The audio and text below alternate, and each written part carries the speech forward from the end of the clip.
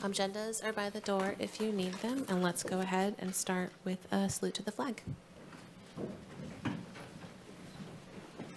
Pledge allegiance to the flag of the United States of America and to the republic for which it stands, one nation, under God, indivisible, with liberty and justice for all.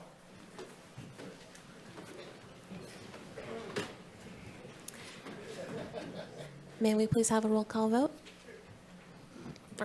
Just roll call, not a roll call vote. Commissioner Scavdall. Here. Commissioner Levy. Here. Commissioner O'Neill. Here. Commissioner West. Here. Commissioner Curriozzi. Here. Commissioner McFarland. Here. Commissioner Fulton. Here. We have a quorum. Director Ford, are there any agenda modifications? Just no real modifications. I'd like to call out a slight typo in Emerald Dragonfly Farms. A sentence is repeated in the staff report, but I don't think that's a material error that needs to be corrected. Thank you. There is some information. There's three different, I think these are probably under public comment relative to the Miranda rescue. And then there's additional written information that has come in related to the 20 Oak Ridge Drive. So those are on the dais, and there should be copies over by the door. Thank you. Okay, well, we have excellent attendance tonight. So before we move into our other agenda items, I want to poll the audience and see how many folks plan to make public comment tonight. If you are in the room, please raise your hand. And if you are online or calling in, also please raise your hand. If you're calling in, hit *9 to raise your hand.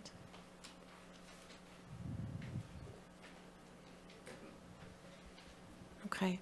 It looks like we have enough folks intending to comment that I want to make sure everybody has time to be heard. So I'm going to, instead of 3 minutes tonight, limit public comment to 2 minutes per person per an item. I think so. Yeah, we only have 3 hours to get through everything, and I want to make sure everybody has time to say what they want. Okay, so in addition to that, for folks who may not be familiar with the public process, when we do the hearing, each of you will have 2 minutes to address the commission.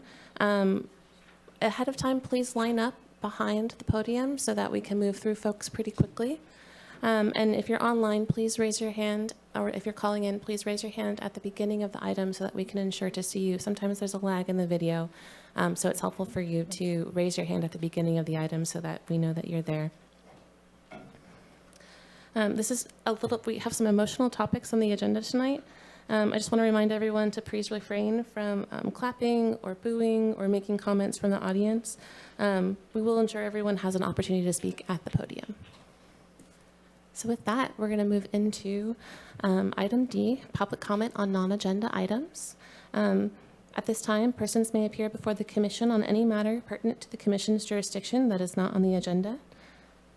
So please line up at the podium. And if you're online, please raise your hand. Again, *9 if you're calling in. Although the commission may briefly respond to statements or questions under state law, matters presented under this item cannot be discussed or acted upon by the commission at this time.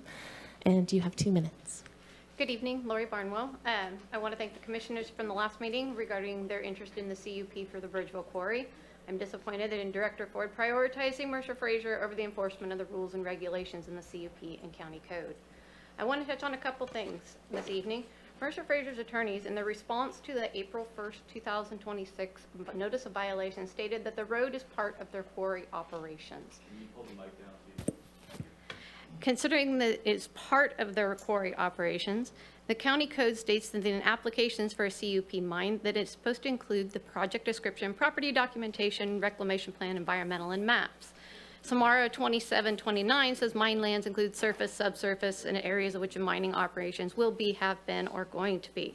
If this sole access is so vital to them, why is it not included in the county CUP? It's not on the maps, it's not in the text, it's not included in CEQA, it's not part of the reclamation plan, and Chalk Mountain parcels are not in there. Nothing is about the roads or their permits in the plan. 391-9G, the enforcement has two options for the county: violation, public nuisance, and violation, noncompliance. Mercer Fraser was notified by the county in January of noncompliance, and despite this notification, continued to operate.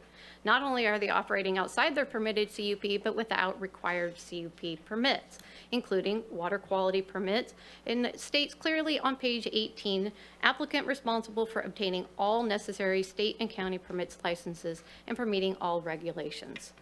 The conditional use permit for the Bridgeville Quarry includes numerous requirements and conditions. If the annual inspections had been appropriately documented and site conditions actually inspected, the planning department may have been able to identify and address some of these issues earlier. Suspend the CUP until permit compliance is achieved. They've had 15 years of operation to be in compliance, 5 since their renewal.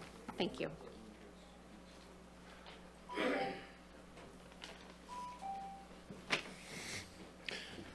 Good evening. I was here a couple of months ago, and there were 3 or 4 people present to comment. Now this place is packed. They are here because the planning department is not doing its job. The director, John Ford, is unable to manage the planning department. He is conducting selective enforcement of businesses and people. He stated 23 years out of compliance with Miranda's rescue is a rare incident. But this is not true. As stated, Bridgeville Rock Quarry has failed to have the proper permits for over 16 years. This was brought to Mr. Ford's attention, and he has done nothing to bring this permit and business into compliance. He is quick to shut down the slurry disposal in southern Humboldt County due to environmental concerns and lack of permits, but still no action on the environmental damage at the Bridgeville Rock Quarry. He is directly responsible for the redwood tree issue that's currently going on in Redway by not doing the proper research of the zoning. These are just a few of the recent examples currently in the news. It seems Mr. Ford is conducting selective enforcement of permits, or he is incompetent in running this department. The planning department has doubled its workforce since he has been appointed 10 years ago, and yet they are unable to track, properly research the code, or review the paperwork for proper filing before issuing permits or renewing permits. This information presented to the Planning Commission regarding the failure of John Ford and the Planning Department is proven in the documents obtained by public records request from the Planning Department. Their own paperwork and records show they have failed with this permit process, and when confronted, refuse to take action to correct their errors. If we were to agree with Mr. Ford, everything is a civil matter, what is the reason for his position? Sounds like the people of Humboldt County could save $200,000 a year by abolishing his position. Mr. Ford's actions and poor decisions are eroding the public trust of the Planning Department. He is hiding information from the Planning Commission and trying to sweep his incompetence and corruption.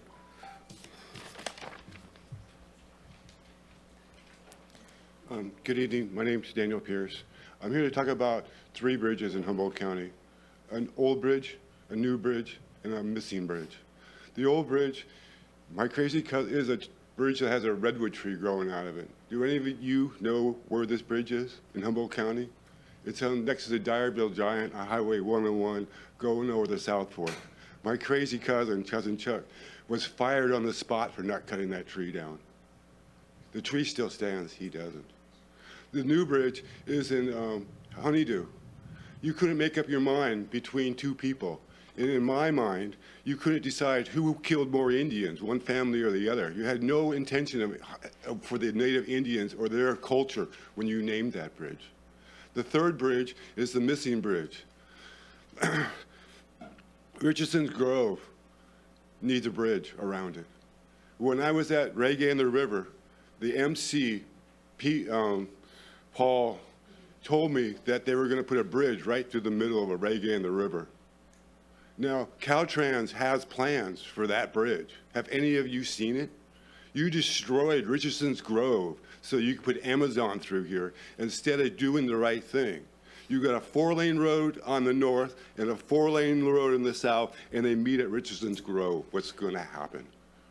And so this is your attitude about redwood trees, is we can just annihilate the world. No one's going to see. Well, I hold in my hand a movie. This is the movie I wrote. The real estate agent was in the Lower Redway with me. when you cut the lower red trees down. And the world's going to see Humboldt County. So I work for God. Who do you work for?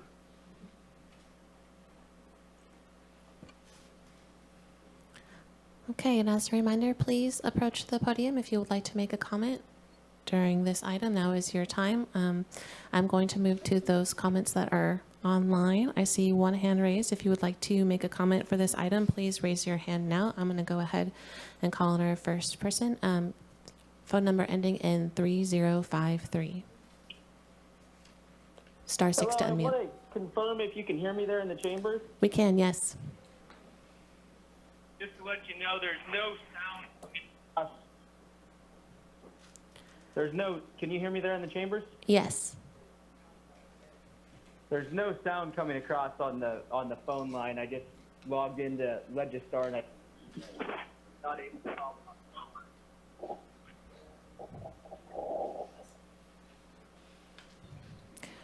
You are, you're fading in and out a little bit. Can you hear me now, Chair? I can, yes. Okay. For some reason, the sound is messed up online. How many minutes do I have left on my 3 minutes? You have a minute and 24 seconds. We are only doing 2 minutes for public comment tonight.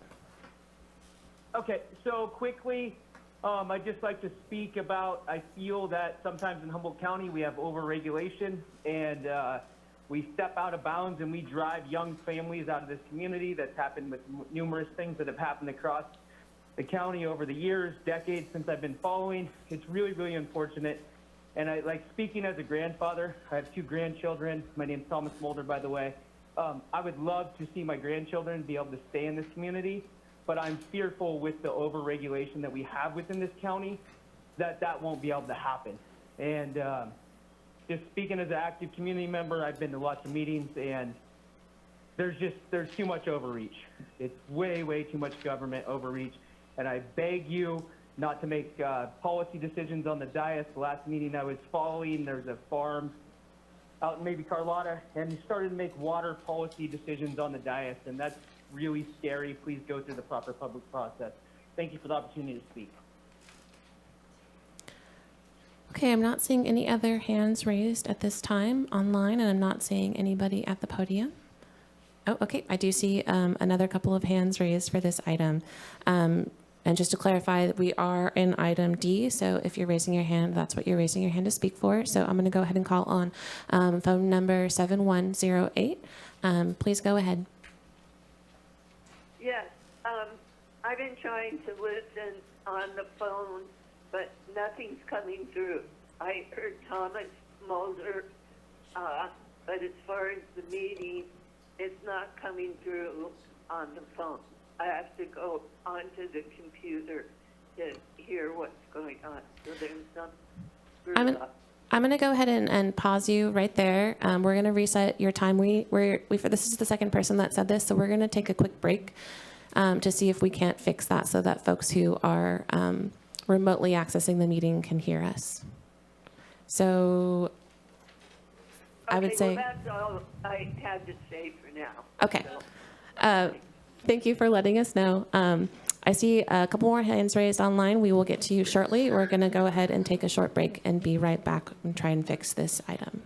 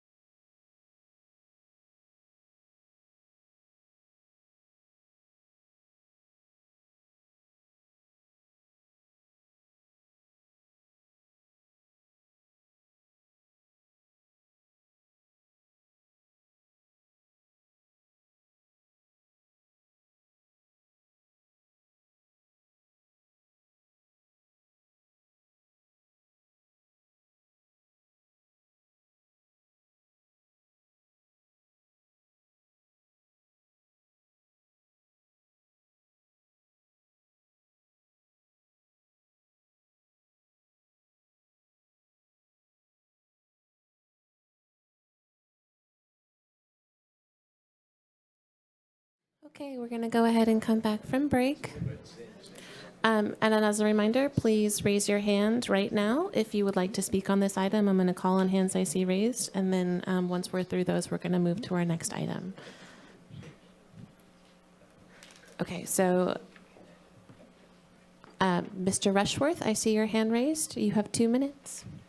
Okay, yes. First, I wanted to say I did not get into this meeting until just a minute ago when Thomas said there was too much overreach. So I'm not sure if I'm talking about the right thing. I'm here to talk about Robert Scarlett cutting down old-growth redwoods. Is this the right time?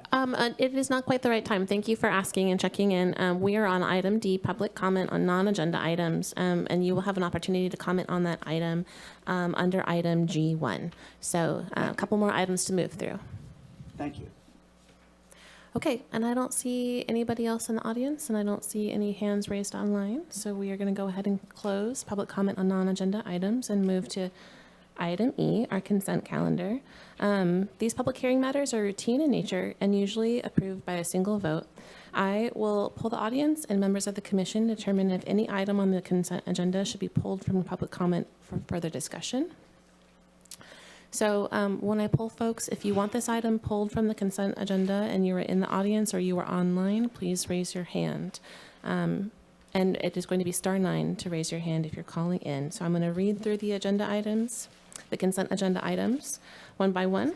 The first one is E1, review and approval of the June 4, 2026 action summary. Would anybody on the commission like to pull this item? Okay. Would anybody in the audience or online like to pull this item? Okay, not seeing anyone. Item E2, Emerald Dragonfly Farms conditional use permit modification. Would anyone on the commission like to pull this item? Okay, I see that. We will go ahead and pull that item. Would anybody in the audience like to have that item pulled? Okay. So that item will move to F, and we will go ahead and consider the rest of the consent agenda. Make a motion to approve consent item 1, the June 4th action summary. I'll second. Great, I have a motion and a second. Any discussion? Let's go ahead and do a voice vote. All those in favor, please say aye. Aye. Any noes? Any abstain? Okay, motion carries. That brings us to item F, items pulled from consent. We just had item E2 pulled from consent, the Emerald Dragonfly Farms conditional use permit modification. Would you like a staff report for this item? I don't feel the need for a staff report, but I do have some questions regarding odor control. Okay. So if that works at this point, shall I address staff? I think so, yes. Okay. I'm pulling this just in light of the item we had a meeting or two ago that was in the Carlotta community planning area.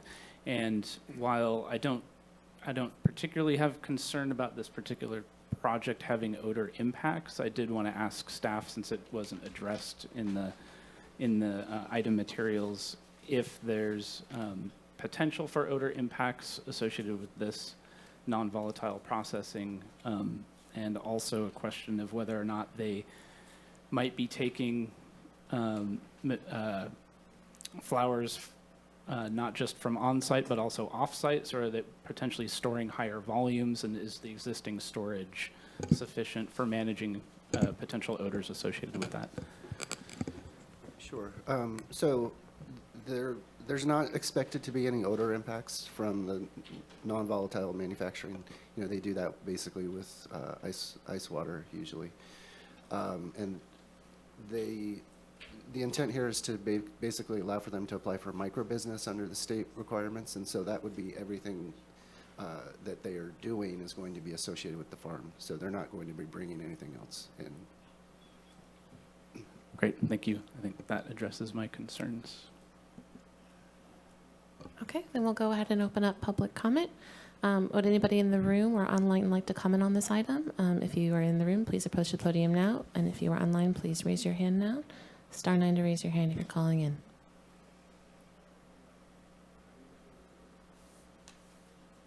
Okay, not seeing anybody in the room and not seeing anybody online. I'm going to go ahead and close that.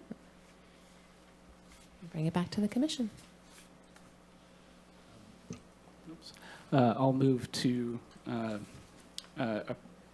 accept staff's recommendations regarding Emerald Dragonfly Farms conditional use permit modification. I'll second. Okay, we have a motion and a second. Let's go ahead and do a roll call vote on this one. Commissioner Fulton, Aye.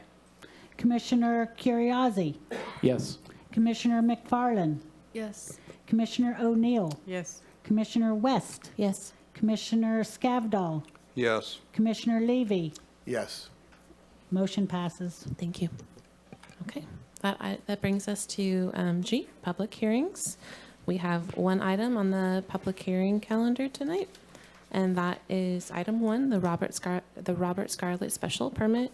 So how this is going to go is that we're going to have a staff presentation, and then the commission will have an opportunity to ask questions of staff, and then we will move it over to public comment, and the applicant will have an opportunity to address the commission first, and then we will move through public comment both in the room and then online, and folks will have 2 minutes to make their comments.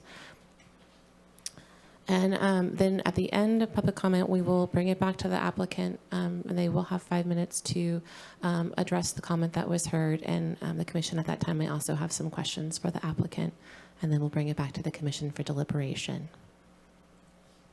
So with that, if staff is ready, and while they're pulling up the report, we're going to go ahead and ask if anybody has ex parte communication on this item. I do. I just want to say that back in March, I believe, I did hear that this was happening, that the tree there that remained was in danger of being cut from a friend, an old acquaintance who lives down the street. At that time, I also had a brief conversation with Tom Wheeler of Epic to find out what he knew. And then I read the available newspaper articles in Lost Coast Outpost and Red-Headed Black Belt. I've also followed this in the media with the available news articles and Lost Coast Outpost and Red-Headed Black Belt, and followed some of the sentiment of the community. I don't think any of it has been substantially different than what we've seen. Most books have written in and really captured those comments, so there's nothing additional that I can add beyond what we all have read.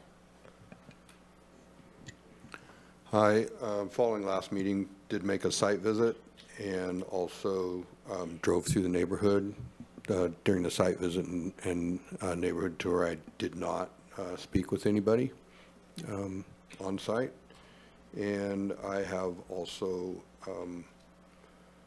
followed this item in both some social media as well as, I think, listened to some media and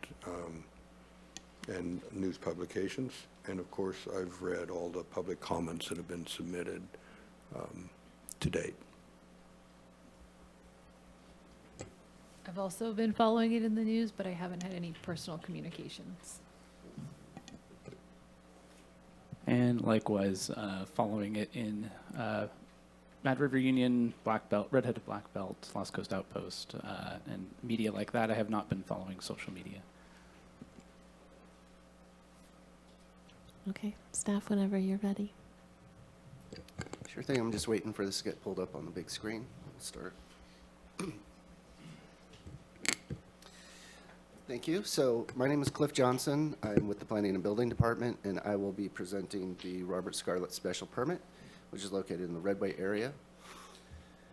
This image is just showing you the project site in relationship to Redway. It is just north of Bryce Lanthorn Road and approximately 650 feet from the state parks, which is shown there as the John B. DeWitt Redwood State National Reserve. This is coming to the Planning Commission because it is located in the lower Redway Q zone. I'm going to let the slide catch up here in a minute. And what that slide is going to show is the lower Redway Q zone area as mapped on our GIS.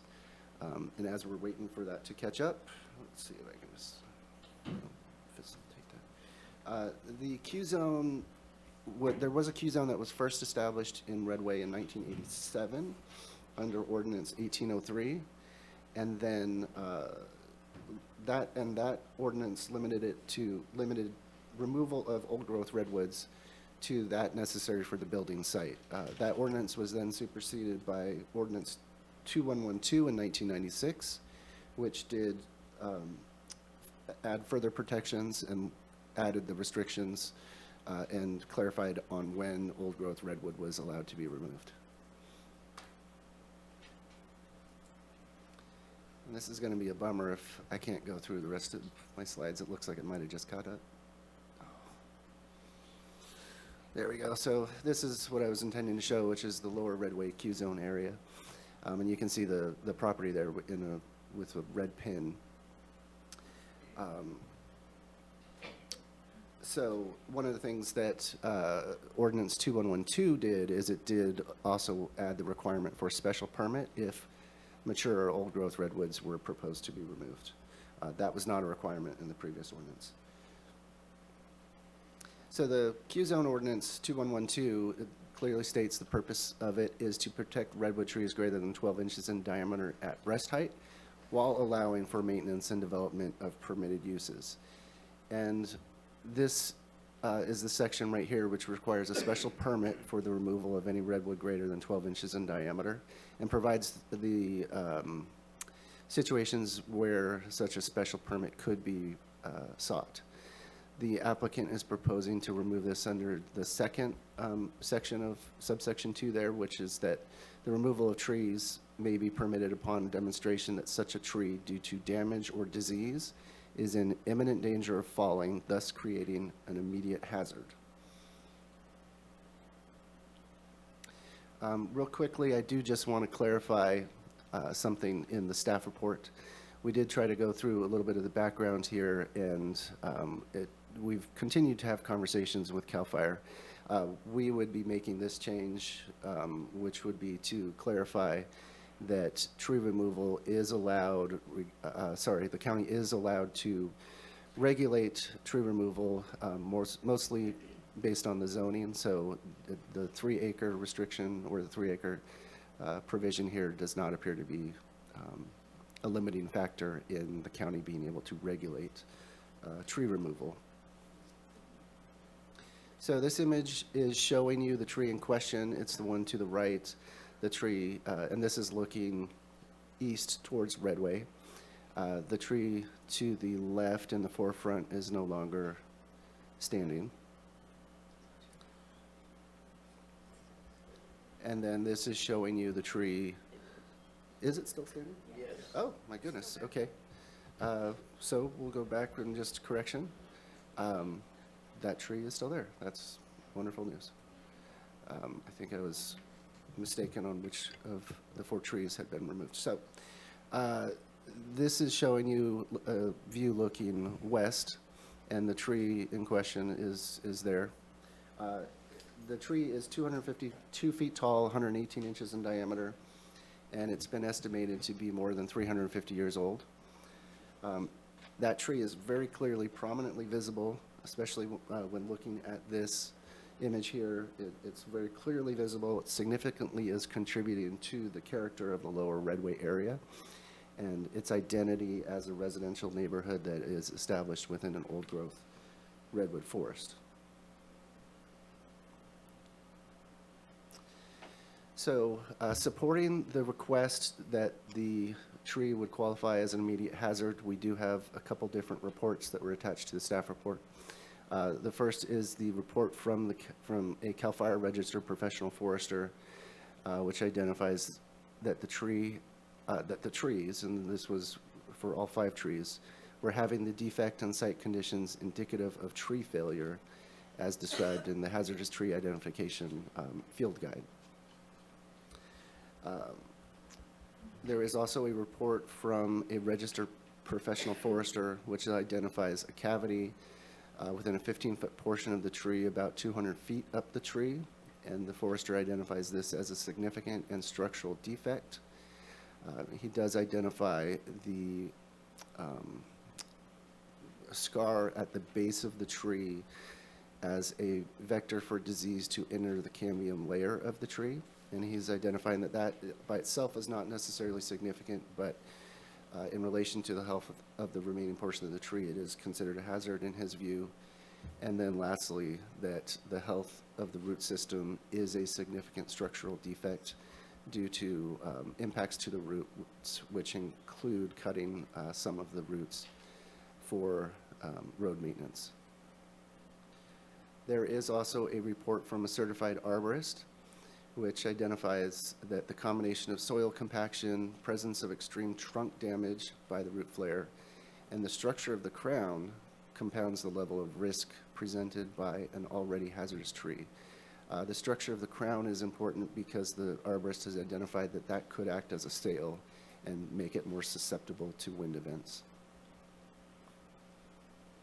This image is just a kind of a close-up showing the scar at the base of the tree. And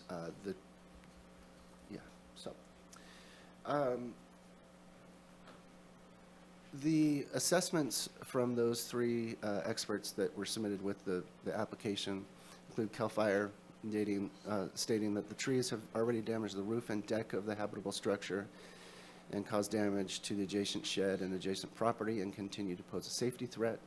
The forester has identified that this tree is a hazard to the landowner, adjacent owners, and the general public, and the arborist states that it is a threat to multiple residential structures and the people who reside there, as well as the power lines and roads that are in the vicinity, and he recommends the immediate removal of this tree due to the potential severe, sorry for the typo, consequences that would result in the case of this tree's failure.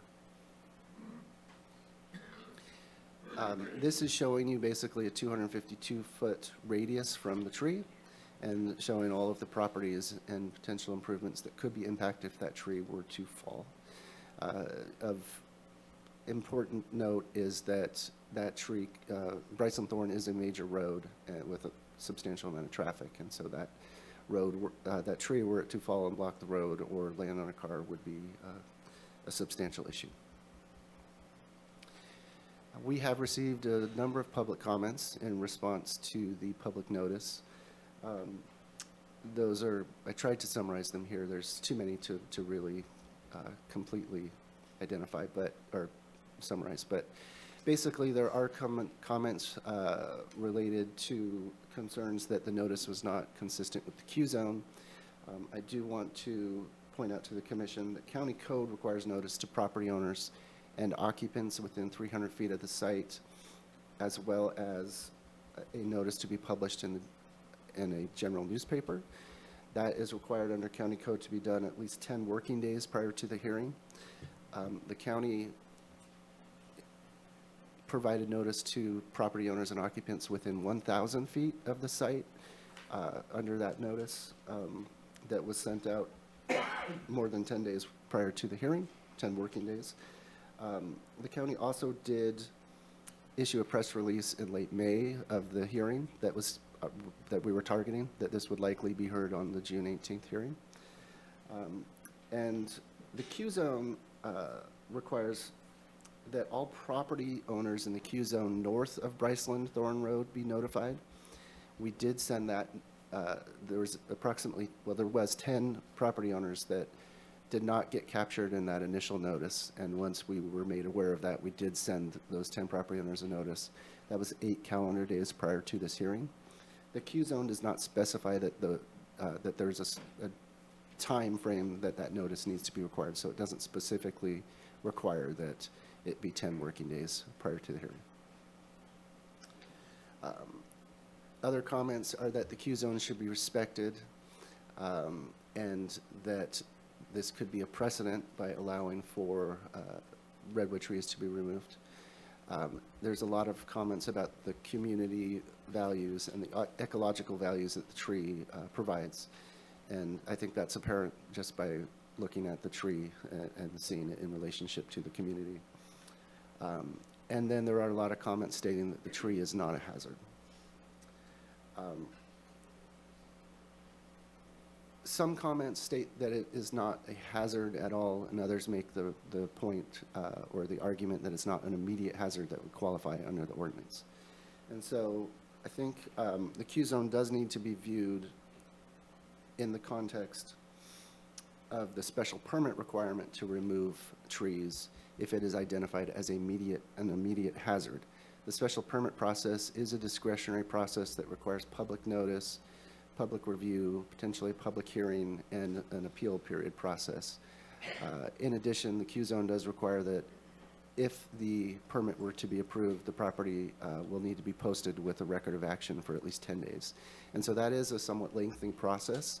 And if the tree was likely to be coming down like right this second, it would not be able to follow that process. And so the Q zone does allow for a waiver for emergencies, which it defines as a sudden, unexpected occurrence, demanding immediate action to prevent or mitigate loss or damage to life, health, property, or essential public services. And so in that event, the special permit requirement would not apply to the removal of a tree. And so that does highlight the fact that the ordinance makes a distinction between an emergency where a tree is going to be coming down immediately versus an immediate hazard, which allows for a public process to review the tree. And so it appears, it seems clear under the ordinance that an immediate hazard does not necessarily mean that the tree will fall immediately, only that it is in danger of falling at some point in the foreseeable future. And so, it is not uncommon that trees fall without notice. This is a tree that fell in late May with no notice, a large redwood tree in Avenue of the Giants. And so this is the type of situation that I believe the ordinance is trying to avoid and allow for trees that have shown some damage or disease and have some risk of coming down at some point in the foreseeable future, to allow an opportunity for those trees to be removed before something more hazardous actually happens that could lead to significant damage to property or to people. So when licensed experts recommend the immediate removal of a tree, it should be understood that that qualifies as an immediate hazard under the ordinance. Now, subsequent to the staff report being sent to the commission, we have received public comment, and that does include some licensed experts who have questioned the conclusions of the experts that were submitted with this application. I've tried to kind of just summarize them here. We do have actually 3 certified arborists who have submitted reports last time I looked at the public comments, which was late this afternoon, and a registered professional forester. And this is just kind of summarizing what I took out of their comments. But basically, they are questioning the evidence that was submitted and whether this tree is in fact an immediate hazard. One thing that I would point out up there and highlight is one of the foresters does state that he believes this tree is expected to thrive for hundreds of years. Another arborist does say that substantial canopy reduction could represent the most balanced option currently available.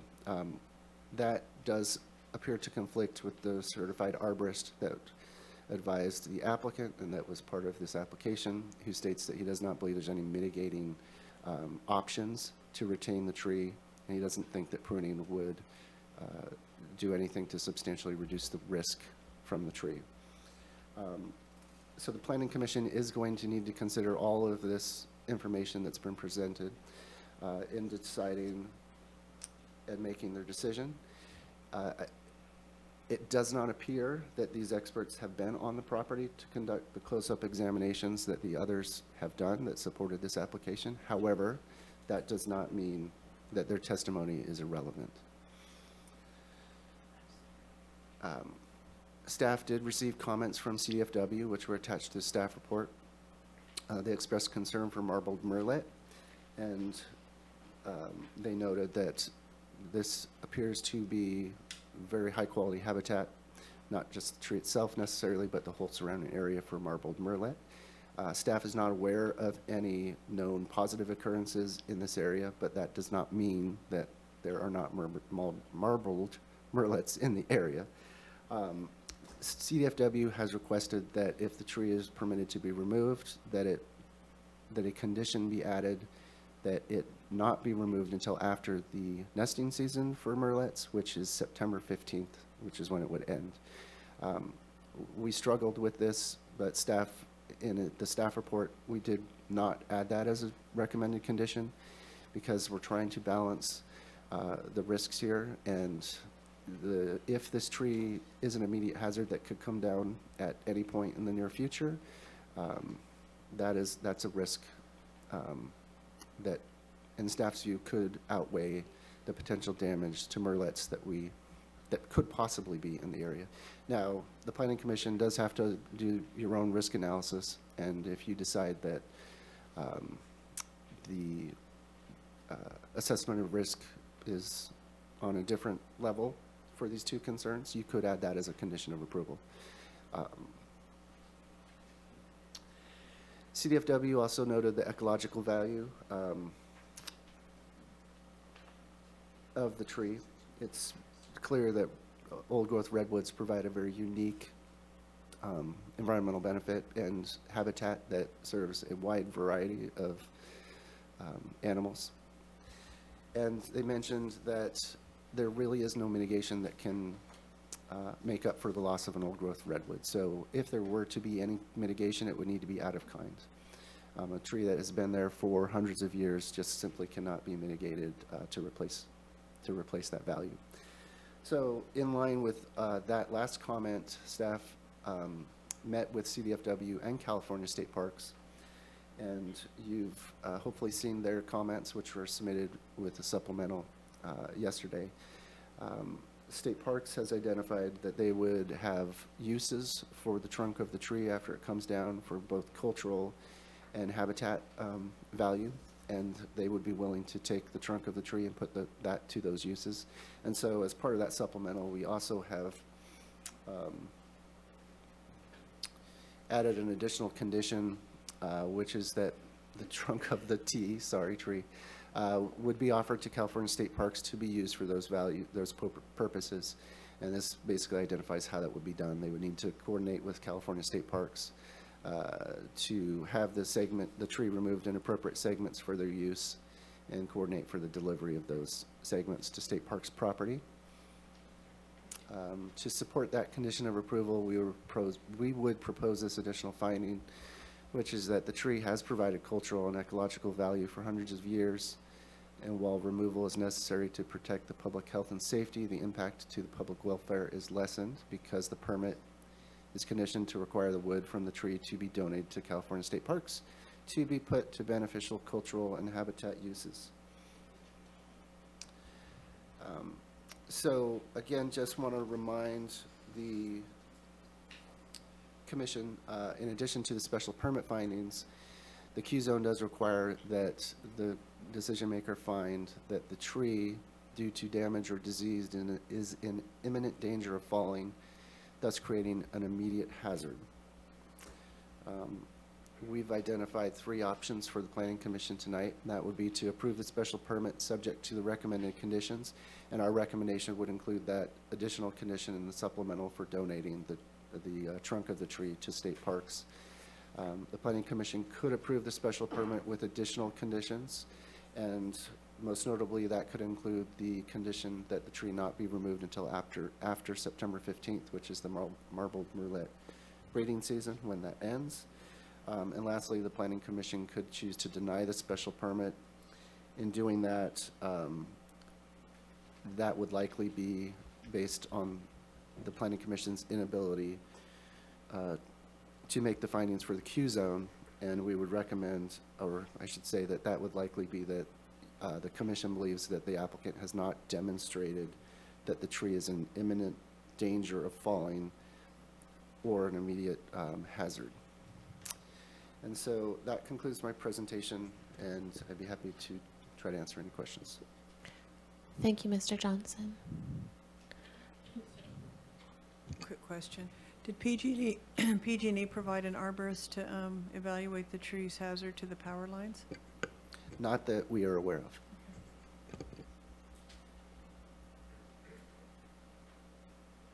Do we know if the 3 certified arborists, I think one was a forester that submitted comments saying the tree was fine. Do we know if they had access to the original arborist report, or did they do that on like their own visual assessment?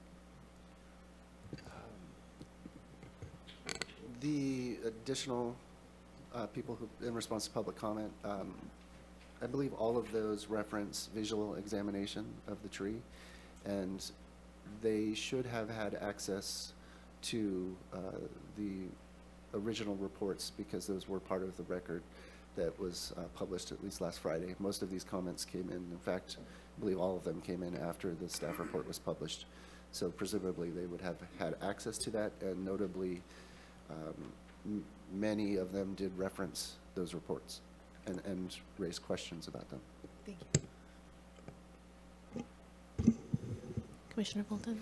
Yeah, I do have a question in regards to one of your slides. If we could pull up the slide that shows the scarring on the tree.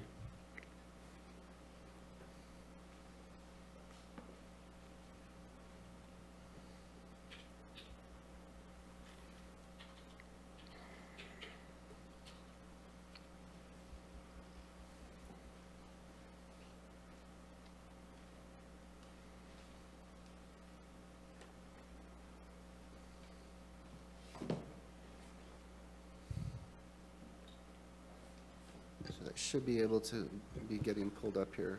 Sure.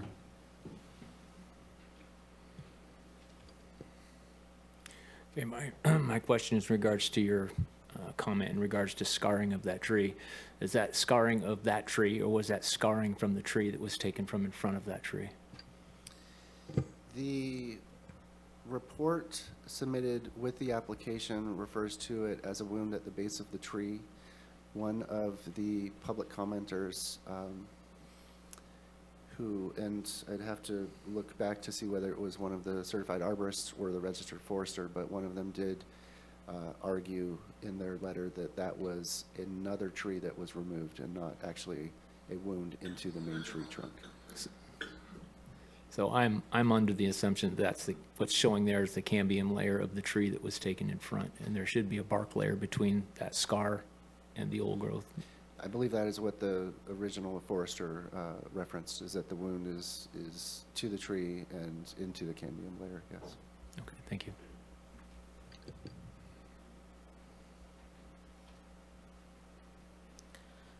When I was going through the applicant's submitted reports, I didn't see much in the way of photographs. Is it typical that photographic evidence to support the findings that are made is not submitted with the report?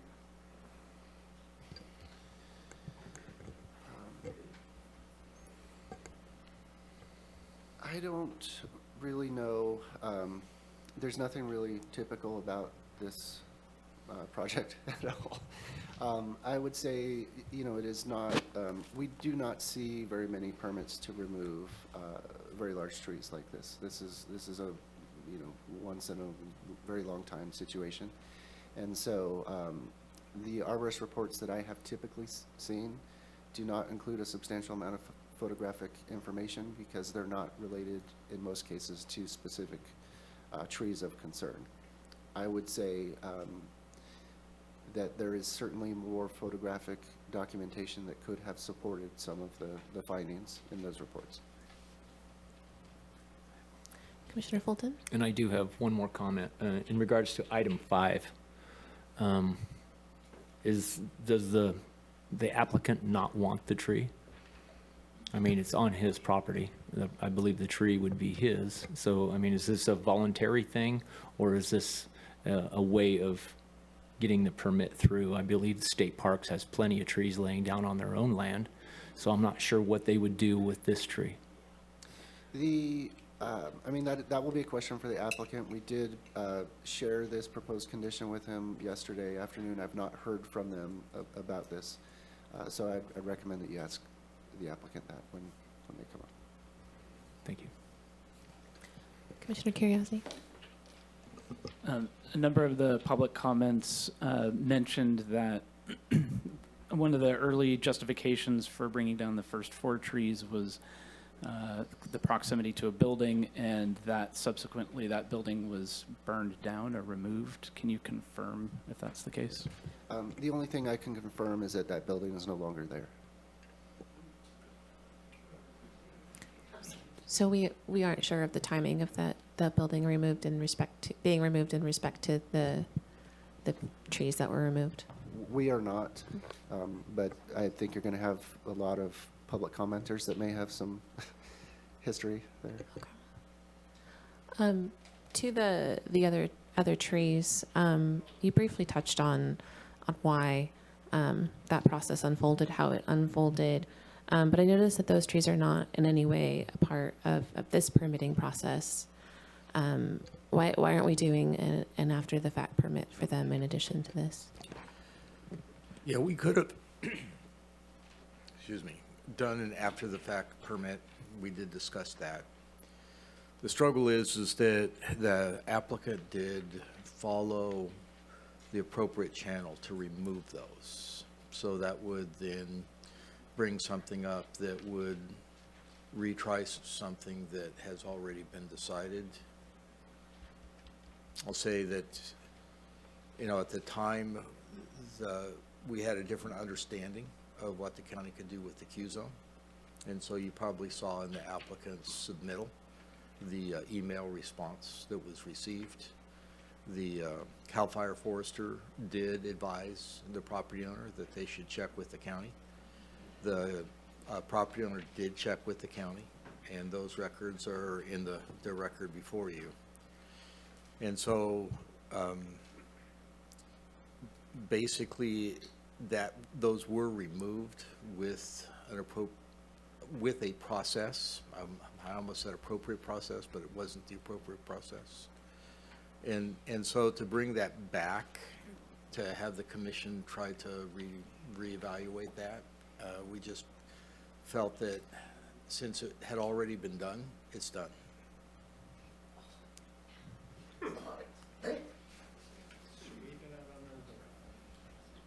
Commissioner Curiosity. Can I add on to that a question that if that had been brought to us at this point in time, could that potentially represent a taking? So by the county approving at this point? Probably no.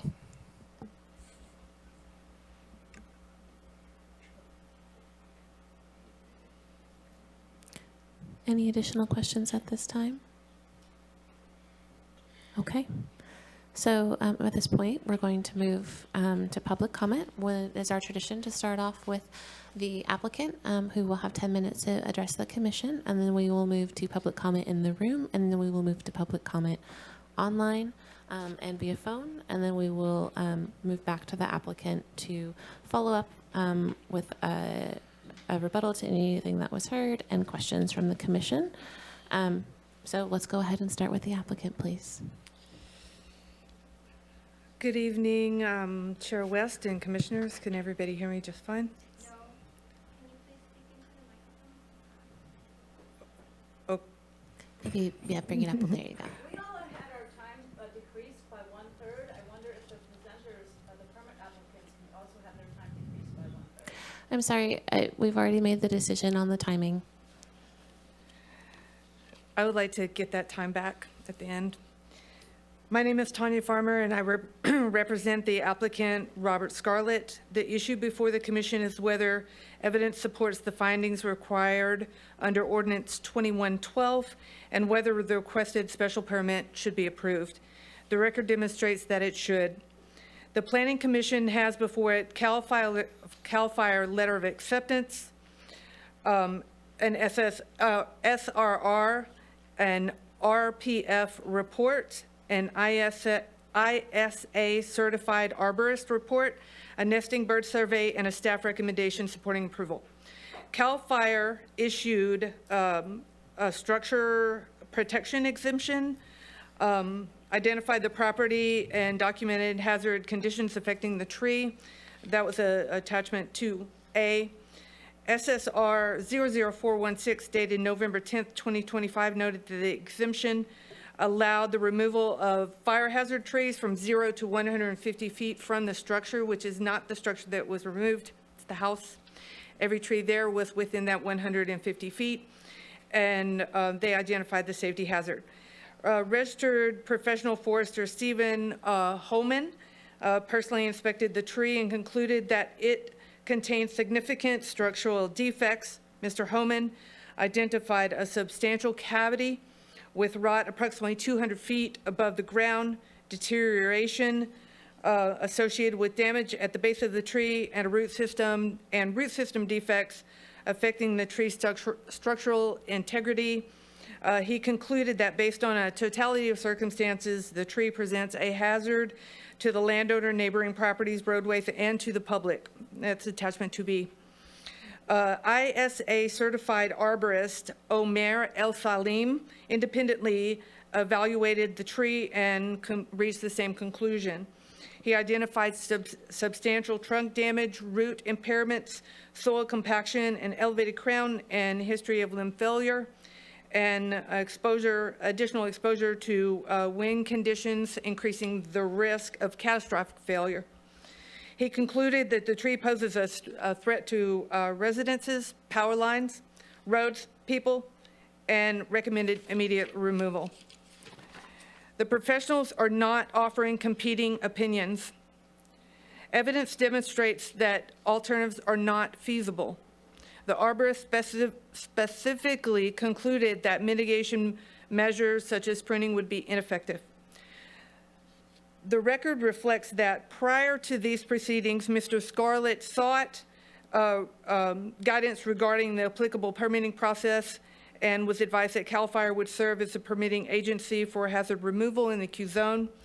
I have submitted a transcript of KMUD June 9th radio broadcast as Exhibit 2.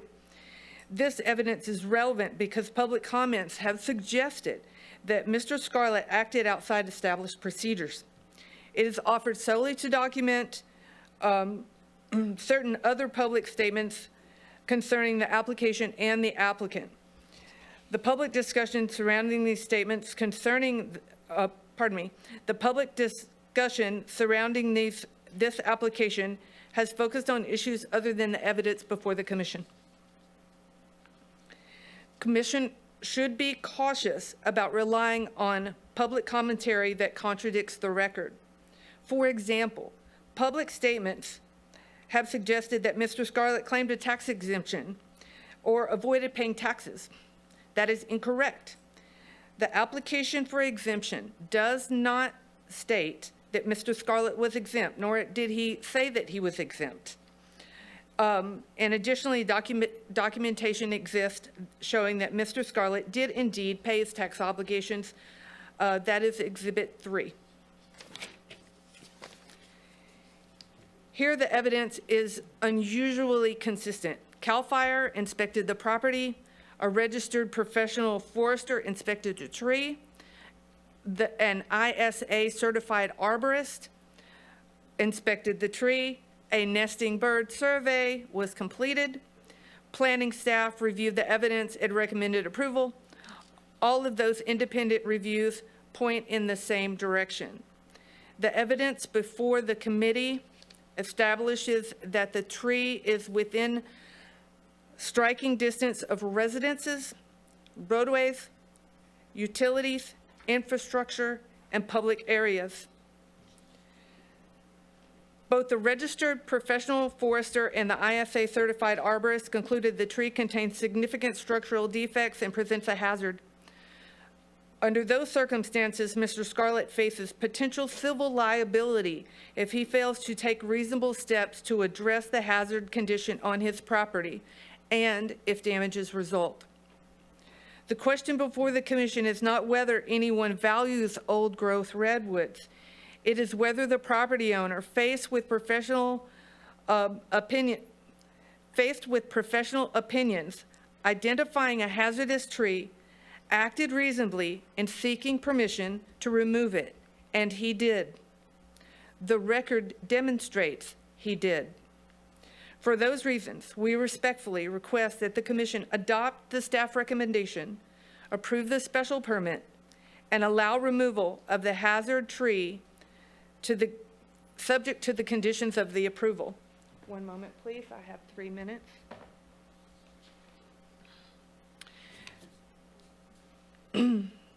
The applicant's only concern relates to proposed condition 5.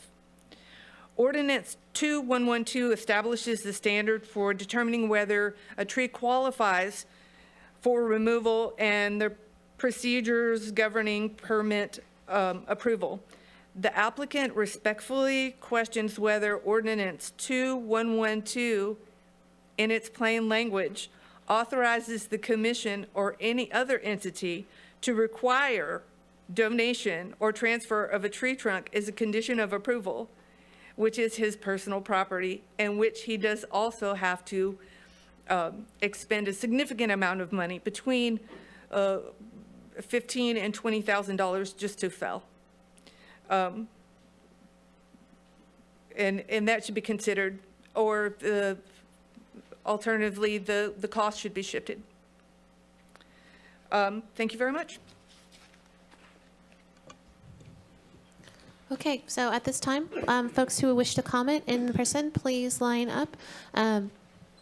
Please keep the line going all the way back. And those who wish to comment via online or in phone, please raise your hand now so that we can account for you when we move over to the online and phone portion of comment.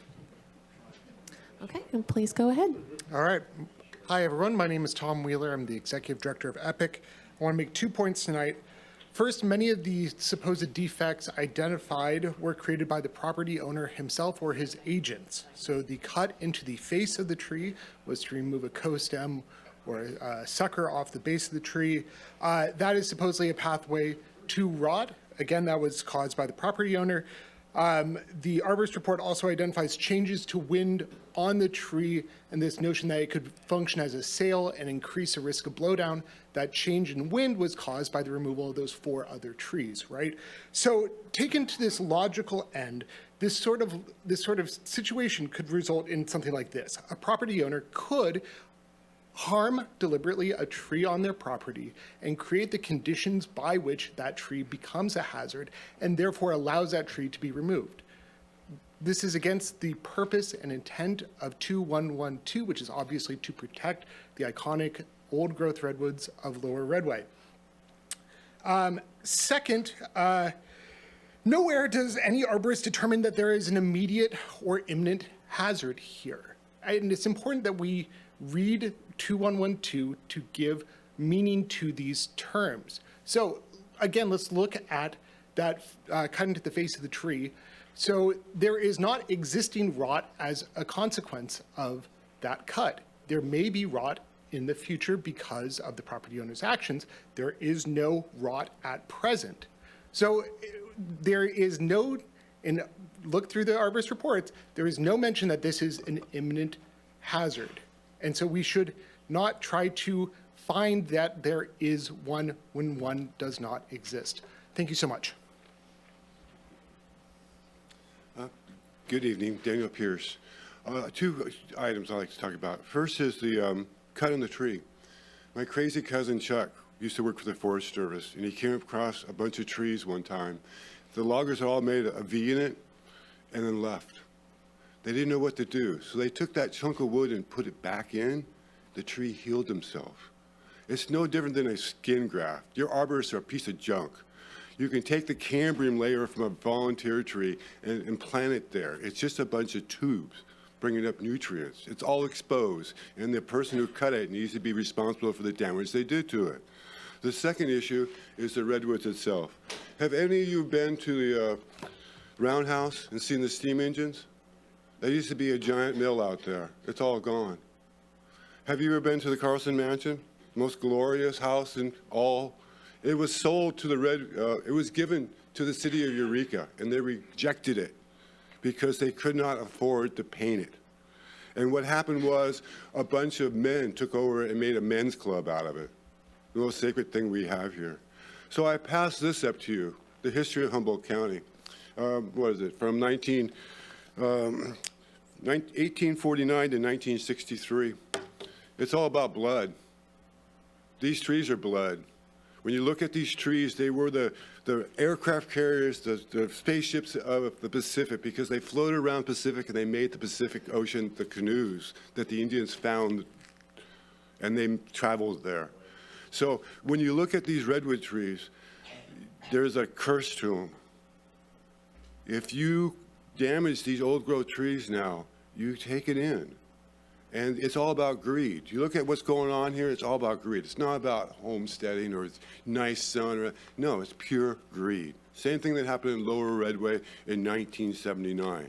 It was for the tree and the money and the greed. My name's David Walsh. I'm a neighbor there.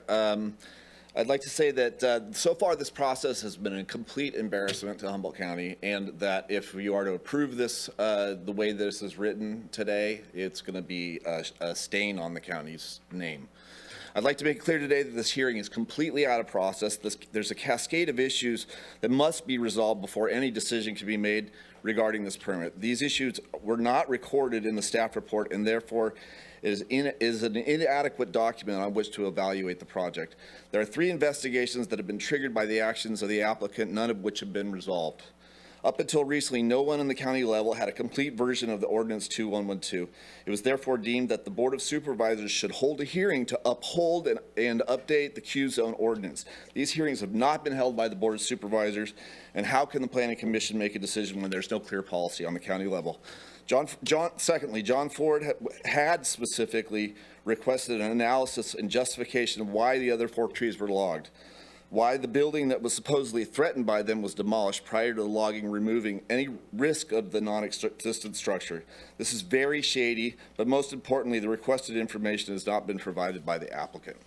CAL FIRE is conducting an investigation into the legality of the exemption this permit is based upon. This is number 3, the legality of the CAL FIRE employee writing an exemption for another CAL FIRE employee is clearly in a clearly protected area has not been resolved. The applicant knew without a doubt that these trees were protected. The fact that the planning department suffered from institutional amnesia does not avoid the ordinance. The CAL FIRE investigation is ongoing and could affect whether fines of double value of the wood shall be levied in the county. The staff report is inadequate. Oh, by the way, the arborist report did not do any of the proper scientific methods to determine whether these roots were, it was a casual observation is all that you have from an arborist report. Thank you very much.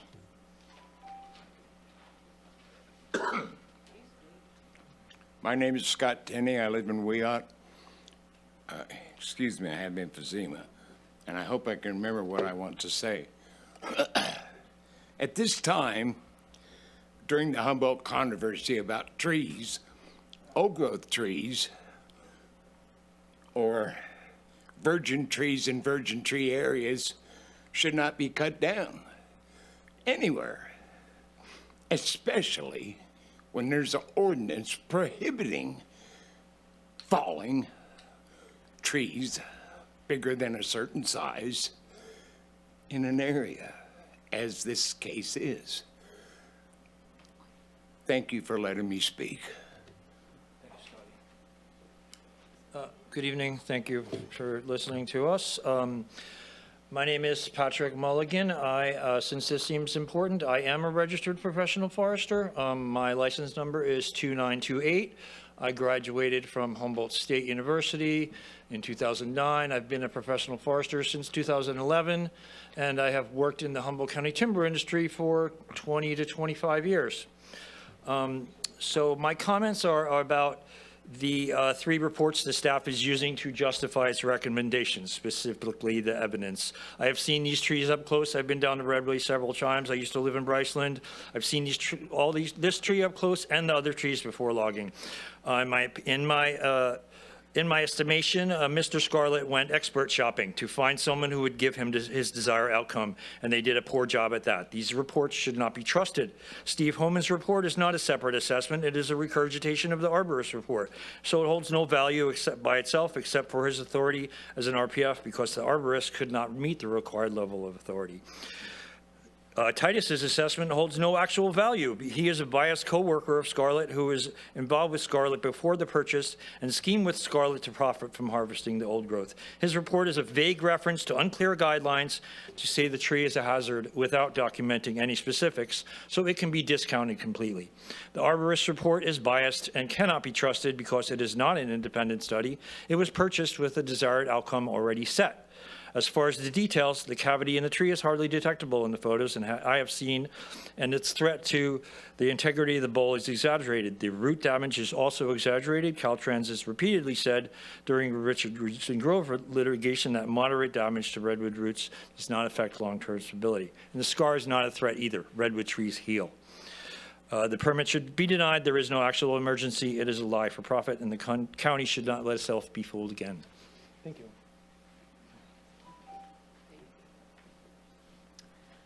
Hi, good evening. My name is Sue Maloney. I live in Redway, and I'm pretty passionate about this issue. So if I did a Katie Porter, I would have a little whiteboard, but I just have a piece of paper. If we were taking a vote right now, what I just heard was we've got 2 RPFs. In the cut column, we've got 2 RPFs. We've got Homan and Titus. And then in the RPF column, the arborist column, we have 1, which is Omer. The people that sent in letters and that are here, some of them are speaking tonight. In the keep column, we've got 3 RPFs and we've got 3 arborists. So if this was a vote, the keep the tree line would win. Okay, so there's that.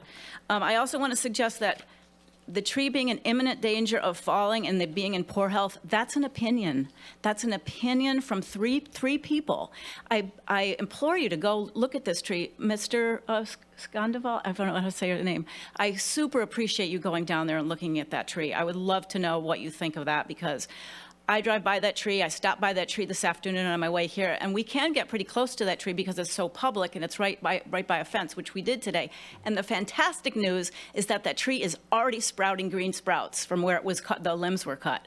So that's really exciting. I want to address the issue of PG&E. It's been noted by several people that say we have to cut the tree, that it's going to fall on the power lines. Well, the PG&E is not worried about this tree, and I think this is a really important thing. There was a news report with KMUD News and Megan McFarland, a spokesperson, and she said, so what we have happening on this project, it's not a PG&E project. Oops, sorry.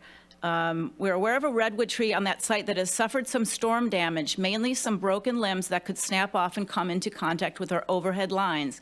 And this would be a safety hazard. So PG&E does have plans to address those broken limbs.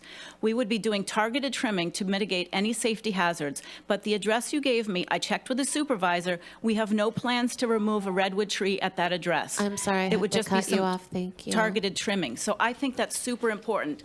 PG&E is not worried about that Thank tree you. falling.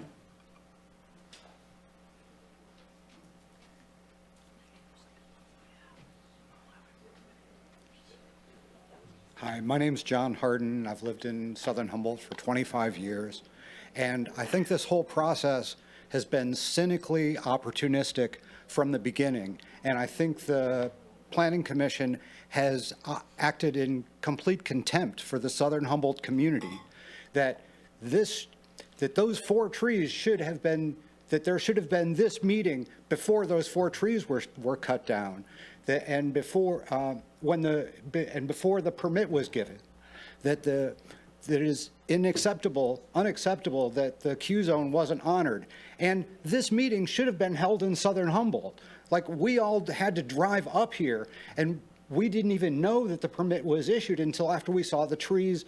Until the trees were down. So the county has completely failed us, and the landowner has operated those trees are so much more valuable than the house beneath them. You know, you could have condemned that house and nobody would have cared. But those trees are valuable, and this community the time that the community put into passing the Q zone has been wasted by this community, by this commission, by not enforcing it. And our time to come up here and speak has been wasted because you cut our time down to 2 minutes when we drive 2 hours to come up here and speak. So I think the contempt that this commission has shown for the community of Southern Humboldt should be acknowledged, and that this permit should be dropped. And before you ever, because once this has happened now, you can bet that other landowners will be trying to do this again. And before you allow any more old growth redwoods to be cut in Southern Humboldt, you better come down to Southern Humboldt and have a meeting and hear what the people down there feel about it. Thank you very much. If folks could bring the line forward a little bit so that we don't have as much of a gap between speakers, that would be appreciated. I couldn't hear that. Oh, you're great. Just come on up to the podium. I'm Linda Sutton. I've been a long-term resident in Lower Redway, first in childhood, which I feel really lucky for, and then later with my husband. And my family has cherished this property and used it for the best means ever. And I see it as a small forest where everything is connected. And taking something here, taking something there, is another step to destroying this forest and should not be tolerated, because we worked years, and I remember this, we worked years to get the Q zone. We worked with the planning department. Michael Richardson was one of the best contacts ever. He seemed to be able to listen to a lot of different points of view, and to work out a strategy that would protect the redwoods. This comes as a real shock that this is still happening. The logging in 1978, for which there's been the newspaper clippings by the San Francisco Chronicle, was sent to all of you.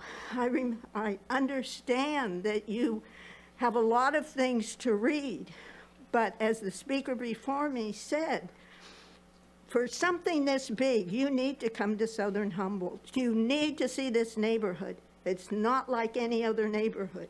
Trees and homes are side by side. Maybe it isn't a good idea, but this is the way it happened. And things like this destroy the property value of other residents and also make other residents in the neighborhood living there. It makes it far more dangerous. And I'm out of breath. Thank you. If you could bring the line up behind her, that would be wonderful. My name is Amy Guston. I live in Edwardsburg, and I pass by this property every time I go home and come back into town. And I would like to point out just a few things that, for one, if the motivation was actually about safety, well, why did he buy the property in the first place? There are lots of other properties that, he could have chosen from. So I would also like to point out that, as others have said, CAL FIRE has told me personally that they are in the process of reviewing because they realize how bad it looks, and that this is very suspicious what CAL FIRE did. And like Sue said, PG&E is not concerned about this tree. The tree and the trees that were cut were priceless and are priceless. But dead, they're worth a lot of money. And I'd like to just remind everybody that people can be swayed by money. And I do agree with a former speaker that I think that the people who are advocating its removal were shopped. And personally, I think there should be a thorough investigation of Mr. Ford and the planning department. I think there should be a thorough investigation of the Board of Supervisors. The whole process of how this happened was very suspect. And I ask that you deny this cutting of the last tree. Thank you.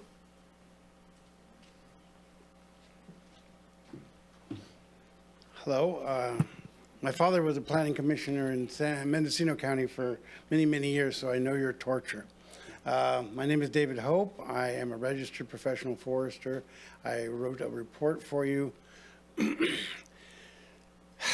I can't see how a professional can say that a scar at the bottom of the tree is going to put disease in there.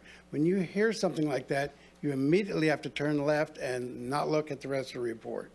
That does not happen to redwoods. Redwood trees are not susceptible to disease. Anybody who states that as a point in their argument is really asking you to not look. They're saying, hey, I got some junk here to confuse you. That also is with the scar at the bottom of the tree. I have been on site. I wasn't in San Francisco dancing. I walked and saw that tree. I've been a forester for many, many years. In Santa Cruz County for 20 years, I reviewed the requests for tree removal. I know this business. I know exactly how to evaluate these trees, and that is no way to determine whether a tree is in imminent danger. That tree is about as imminent as 100 years from now. There's nothing wrong with that tree. I looked at it today, lining it up with a telephone pole on the other side of the road. That tree is more straight than the telephone pole, because I also did the measurements with my devices to find out whether that was true or not. This tree is not a hazard to anyone. Mr. Titus's review of the trees and the danger had to do with limbs. He told me that on the phone. The limb danger, I agree with. If you want to deal with the limbs, please do that. Your imminent danger is the limbs, not the tree.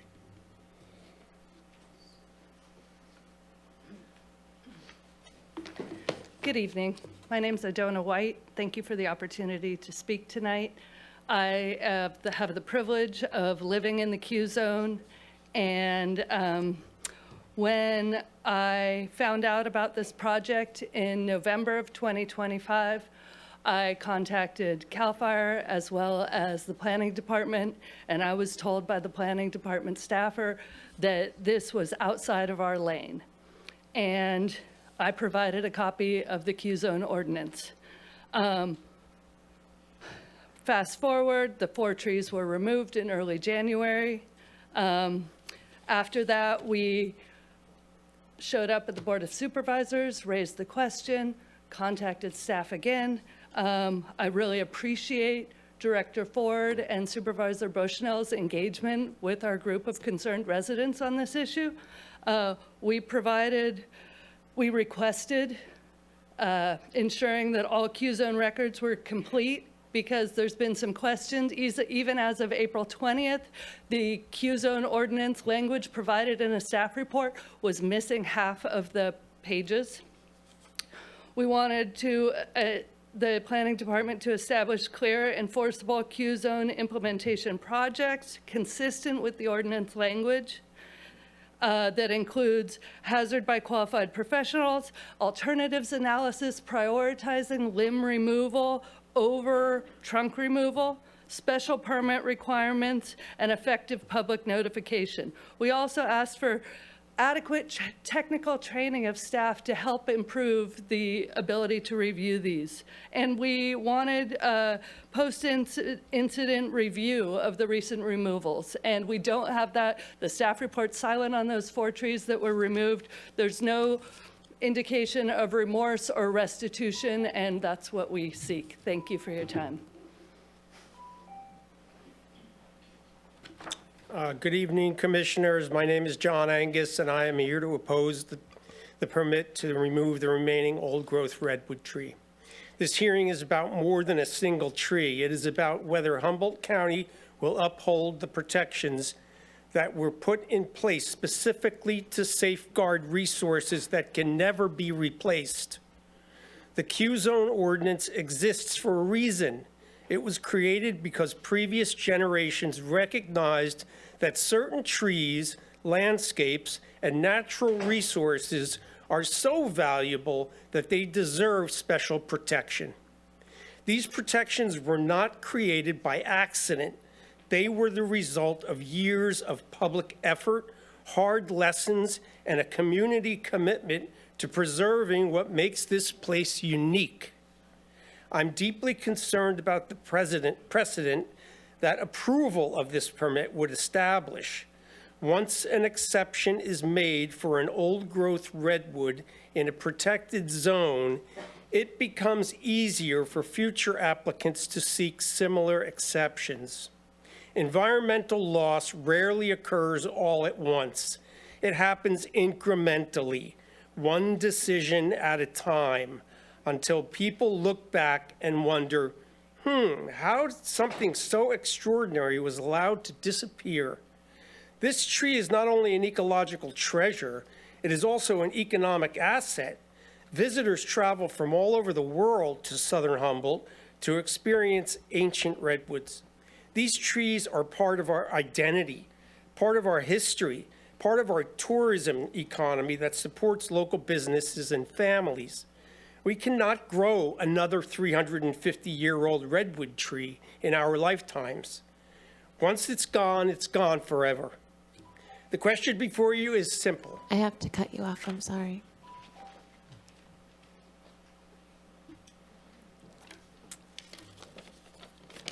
Hi, I'm Trissy Evans, and my father served on the Planning Commission for many, many years. So I thank you guys for your service, and I know it's quite a commitment. So I appreciate it. Our family has owned the property directly adjacent to the Scarlett property for approximately 50 years. So we know the history of that property and those trees. But you can I'm going to go back for a second. Last summer, my father had always said that the trees at Redway were protected. And I'm sure it was because he knew about the Q zone, and we remember 1978. But last year, the previous owners, who were drug users, started cutting down redwood trees. And I started making phone calls to the county, to the sheriff, and was directed to CAL FIRE, because CAL FIRE apparently had the D, and nothing was done. Nobody did anything. One of the Humboldt County sheriffs drove away as they took down a 200-foot redwood in the middle of at 9 o'clock at night on a Wednesday night. And I don't know where the rest of all these people were last summer when all this was going on, because it was horrific, okay? So Mr. Scarlett thankfully bought the property and cleaned it up, tore down the shed. The reason why he tore down the shed was because it was full of drugs and needles. And the property owners had lost their water. They hadn't paid their water bill. So they hadn't had water since the previous October. So it was a whole year. So they were going around the neighborhood stealing water and stealing propane and causing havoc and being up all night doing drugs. And so anyway, so he thankfully bought the property, but I had no idea he was going to take down all those trees. And I'm sorry, I'm going to talk for a second more because I have the right to, because I live right next door. I'm sorry, I have to cut you off. We will have to cut your microphone if you keep talking. I'm very much in favor of the Q zone, and but I don't approve. I think the tree. Some more time. Okay, thank you. I appreciate it. A little bit, if I have time. Hi, my name's. I'm going to stop you right there. Actually, I think now is a good time. We're going to take a 10-minute break real briefly, and we'll come back to the line real quickly. Okay.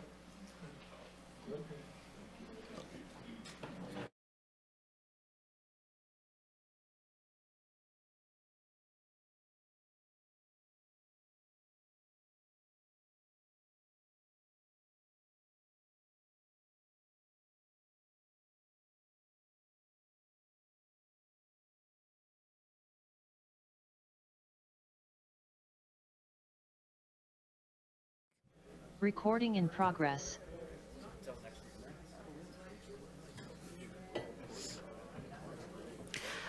All right, folks, we're going to bring the meeting back from break. If you could please bring back your line, and the gentleman that was about to speak, if you could please approach the podium.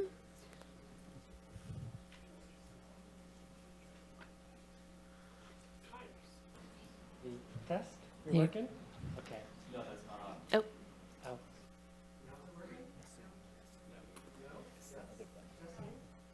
Maybe? No, I hear myself in the back now. Awesome, thank you very much. Hi, my name is Michael McCaskill. I'm a longtime Redway resident, and I'm also a member of the Redwood Region Economic Development Commission.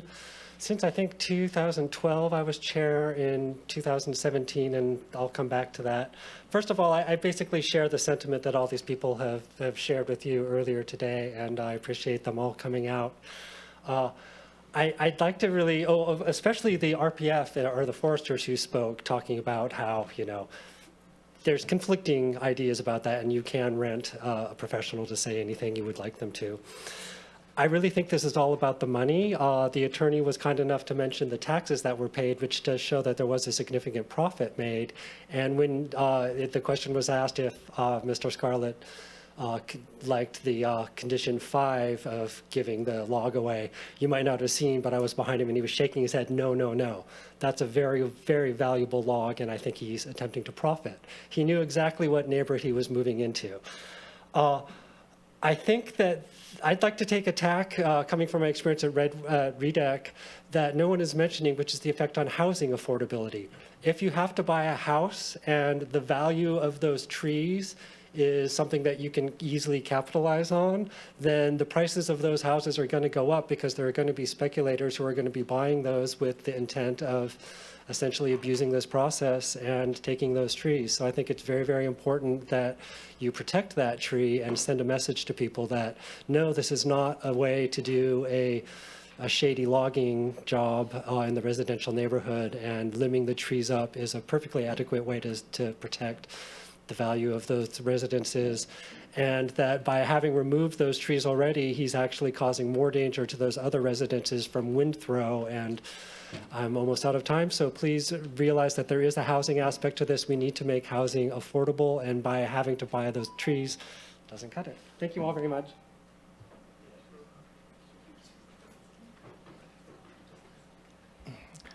Hi, I'm Steve Blakesley, 26-year resident of Lower Redway, and I fail to see how the commission could make a decision, with all the competing testimony from registered professional foresters, the ongoing CAL FIRE investigation.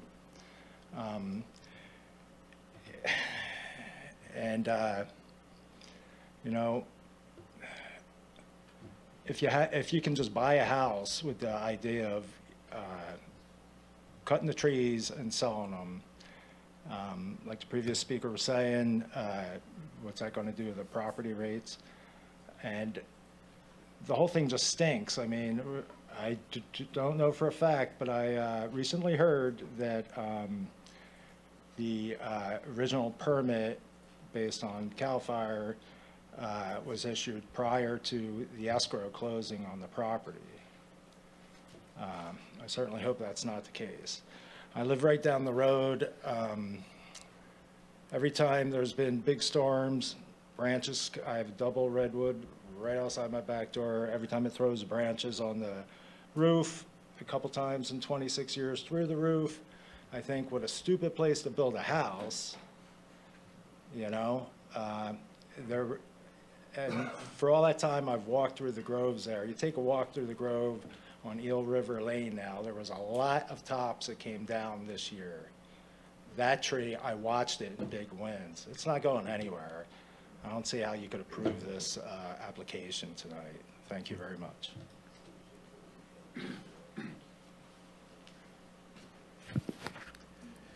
My name is Michael Evanson. I want to refer to what Mr. Johnson put up there on the map of Redway with the Q zone. And if you can hold that in that image in your mind, Redway is like a heart, and the Q zone is the muscle of that heart. I moved to Redway in 1969 with my family. It's a place very dear to me and our family.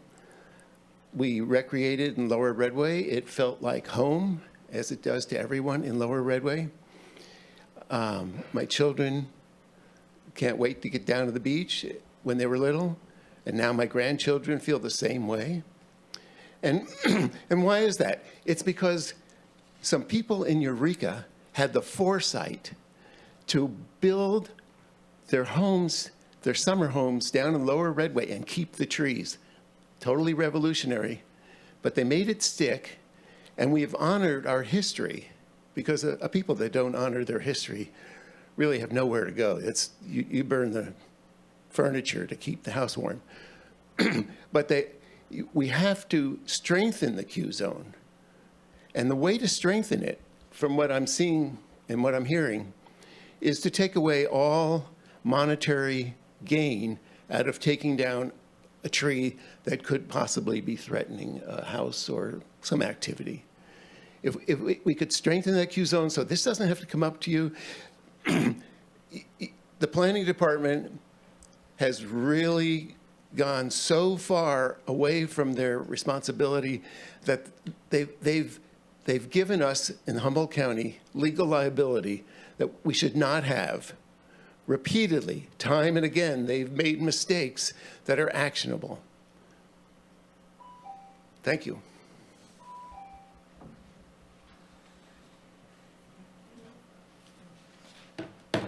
I didn't start yet.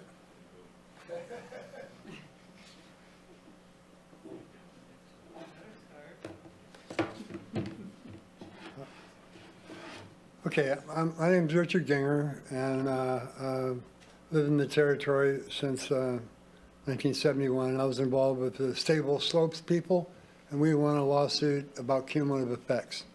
And at heart, this issue that we're dealing with right now, it's about threatening the entire existence of Lower Redway and the unique circumstances there with the old growth in the redwood forest. It threatens its very existence if people go ahead and do what we're facing with this circumstance right now. And the Q zone was violated. And John Ford knows, and he admitted on the radio, it didn't get transcribed by the opposition, but that he made a mistake, and he really loved the people of Southern Humboldt. I don't know what all that tied together, but it was a mistake. And the thing is, there's a collusion really with CAL FIRE, because CAL FIRE knew that too. CAL FIRE knew that they had to comply with the Q zone.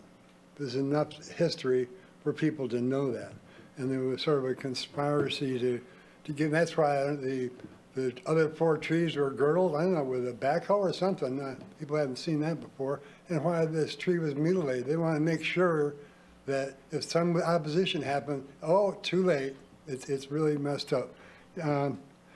Michael's letter is wonderful, foundational letter, Michael. The county's words and proposed action to eliminate old growth redwood to the Planning Commission are spurious. Synonyms from Merriam-Webster: misleading, deceptive, false. Your letter well describes the illegal and unethical situation and circumstances and what are CAL FIRE's multifaceted, similarly specious excuses. That's what's going on. And you need to take the right action to deny this and get started from the beginning. Public and people, pay attention. Thank you.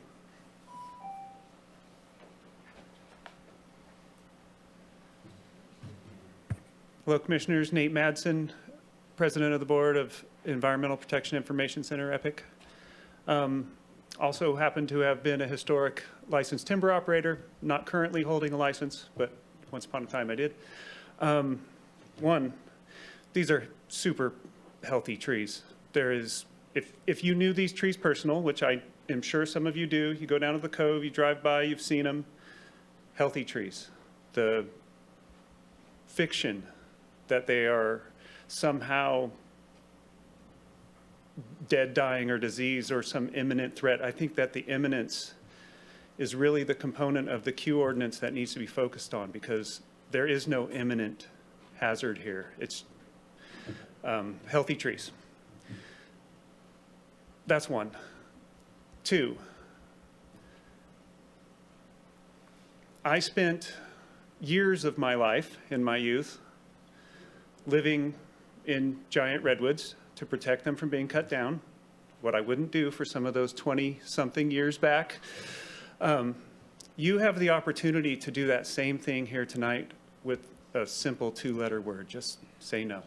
It's like you can just say no and you get to save an ancient redwood tree.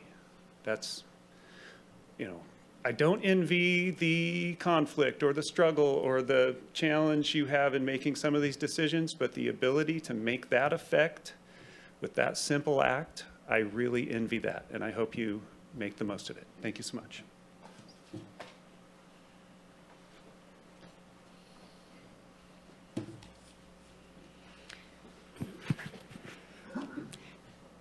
Good evening. My name is Joelle Geppert. I am a resident of Lower Redway in the Q Zone. In my professional career, I review environmental documents to assess whether or not they are complete for assessing the purpose that they are intended to do at the project. This action that you are being asked to do cannot be undone if you choose to approve it. And there is substantial information scientifically to support that more information needs to be assessed. Sorry, I thought I had this all planned out, but I guess I didn't because there's really so much. I'm here to support all the comments that have already been made. You have a lot of really great information for you to consider. Excuse me. How wonderful that you have such an informed community to provide you with an alternative assessment of the information that the applicant is providing you. The applicant clearly has their own goals, but there are broader goals here. So I guess I really needed some water. You should ask yourself, what is the county's obligation to implement and enforce the existing ordinance? Thank you. Thanks. There are alternatives to complete removal that have not been fully explored. You have conflicting scientific and professional opinions dictating that there are alternatives from removal that should include strategic limb removal. These trees cannot be replaced. There's already 4 that have been unsubstantiatedly removed. They have not been assessed, and they're gone forever. Now there's this last one, and all alternatives that exhaust. Sorry. Thanks for your time.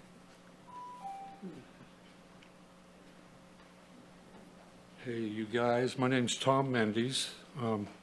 I bought some property in Lower Redway in 1981. It was a little cabin. I tore it apart, board by board, nail by nail. Cut a fir tree down that had tilted the house, had it milled up, and made a new house. I sold it in 91, and I left my redwood trees there. I want my money. That guy didn't take care of it. You understand? I told Roy Hyder in 91 that if he let Lucero cut down the trees he was trying to cut down at the other end of Redway, the county was going to end up buying millions of dollars worth of trees. I had a neighbor down there, Jimmy Ratsford, sold his house for $50,000. Had millions of dollars worth of redwood trees on it. So, you ever chase a lie? Guess what's there? What's there when you chase a lie? Chase it with money, chase it with your time, chase it with your heart, your reputation. There's nothing there. What did you chase? The truth is you chased a lie. This is horrible. John, wake up, buddy. I've been reading all about how illegal this is. Please address the commission only. Okay? Okay, I'm sorry. But I've been trying to talk with the planning department, and they heard what I had to say, and they told me to get lost. Okay? Remember, 100% of his trees were dangerous. Does that mean the whole forest is dangerous? Realize what you're doing.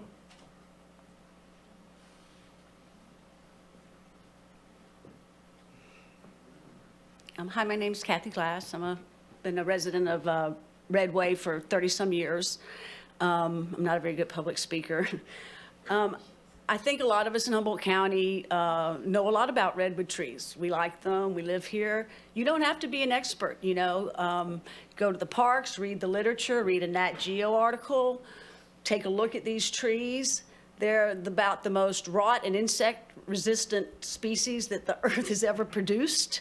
There's plenty of trees out there with fire scars that are hundreds of years old, huge cavities, crazy stuff going on. They're still living, you know. Some of these people wrote letters to you guys. To say that there's a cavity in this tree is like saying there's rust on the underside of a 20-year-old truck. And it's an imminent danger going to fall apart on the freeway and cause a mass accident. I mean, all of you could say the same thing about every tree in Humboldt County, every old tree. It's going to fall and create a radius of potential disaster. It's got cavities, it's got scars, it's got trees are hazards. I mean, you could say it about every tree in the county. And I think if we brought in the experts, if we had the time to bring in the experts at Cal Poly, if you had the time, if we had the time, if they had the time to do a scientific thing on this tree, and no one does, it would be laughable that this tree is being considered an imminent danger of falling. It's straight, it's solid, it's been limbed way up. Yeah, it's going to fall someday. And the evidence comes from his people, and it hasn't even been made available. Like, there's a drone footage. We can't see any of it. Has there been any tests of the airspace of the roots? None of it's made available. You asked for photos. There's no photos. I mean, where is this evidence that these experts have? I mean, we're just taking somebody's word for something, and you can say it about any tree in the county. Thank you very much. Good evening, Tom Hiller. I do own a home within the Q zone, and I've been on and off resident of Lower Redway since the mid-'70s. I'm also a very strong advocate of private property rights, and I've put that advocacy in place in my 32 years as a real estate professional, both at the state and local level. Not all property comes with the same bundle of rights. These properties have an ordinance that restricts the cutting of these redwood trees. So that is not a private property right that exists on these particular parcels. So let's have a little bit of fun. I'm going to use an analogy that kind of describes how we got where we are right now. In the dead of winter, the applicant snuck into the bank. The guards at the bank were asleep. He grabbed 4 big bags of cash and walked out of the bank because nobody was there to stop it. Now, in the light of springtime, the guards are awake. They know what they're supposed to be doing, and yet the applicant is asking that he be allowed to go back in the bank and grab that one last bag of cash. End of analogy. So I also want to state that these trees, the applicant bought and paid for some experts to make some findings about these trees. Nowhere do I see anything that these are experts in Sequoia sempervirens. These are a very specific species of tree.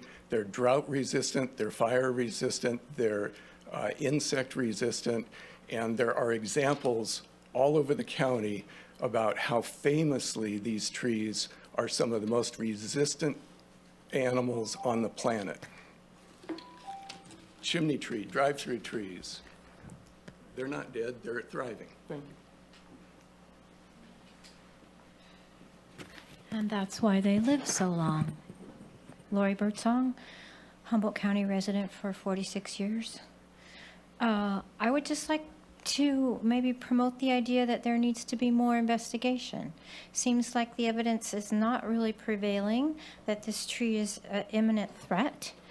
And then I would like to question, what about those other 4 trees? Were they all an imminent threat? Were they diseased? Were they damaged? How was that possible that those were allowed to come down? And how is it possible that you can just turn away and not acknowledge that there's an investigation that needs to be done regarding those other trees? Oh no, it's been done. Please address the commission with your comments. There is investigations pending on the crime that's already been done to those 4 trees. You have no right to make a decision on this 5th tree until those investigations have been completed. That's your obligation. Thank you very much.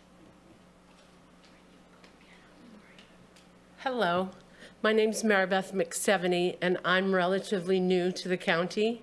I want to thank you for your service. This is a pretty hard job. I don't think I'd want to be sitting in your seat.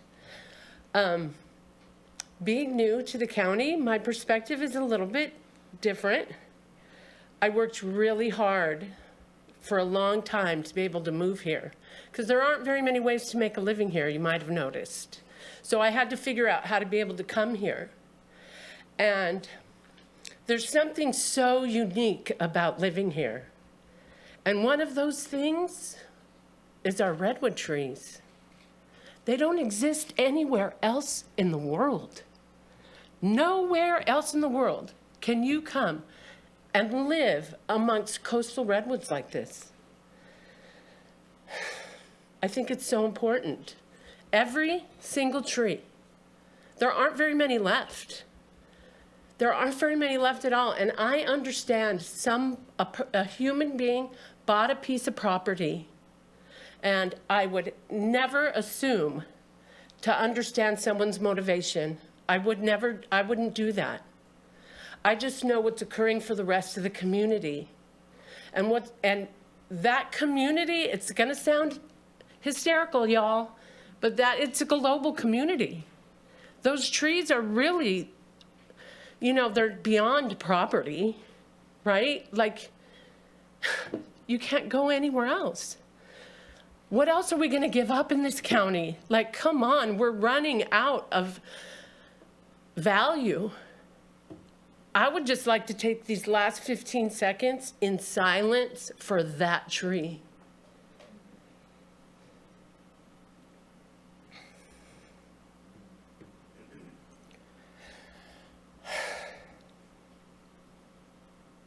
Thank you. Hi, thank you for having me here. My name is Mickey Aaliyah. I've been a resident of Humboldt County for 23 years, and thank you for your service.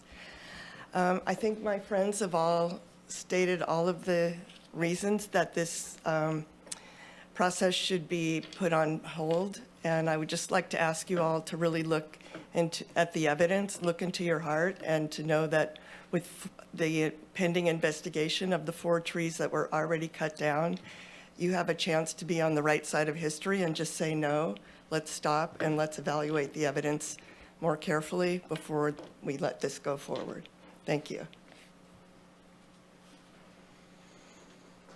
Okay, thank you for everybody who take the time to comment here in person. Now we're going to go ahead and move to folks who are calling into the meeting to participate remotely.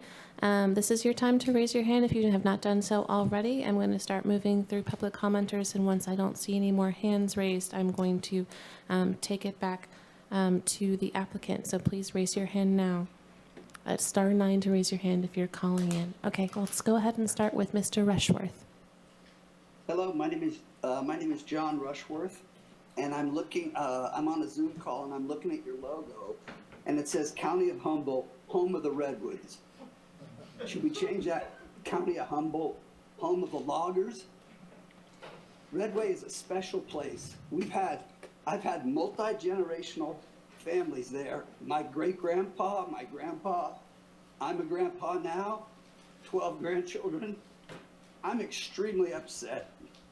There's no way in hell that 4 trees were in imminent danger. I mean, come on, tell me anywhere else on the planet Earth where someone came in and said, these 4 trees are in imminent danger. All trees fall down, but those trees aren't gonna fall down. This was a rush job, and Robert Scarlett is not gonna be mayor of Redway. He is not a very liked person right now, and this has really brought the community together, and God bless the community.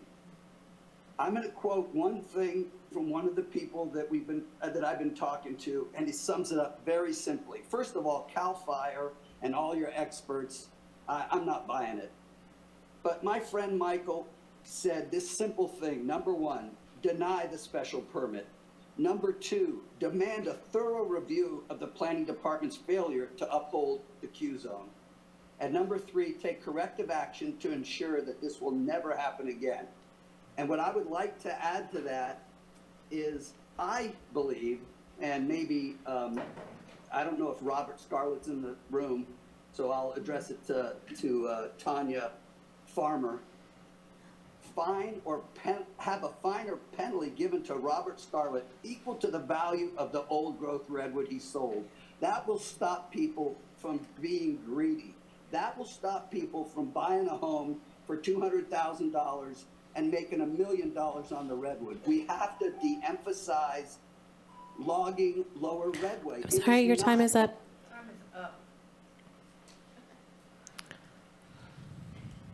Please refrain from comments in the audience.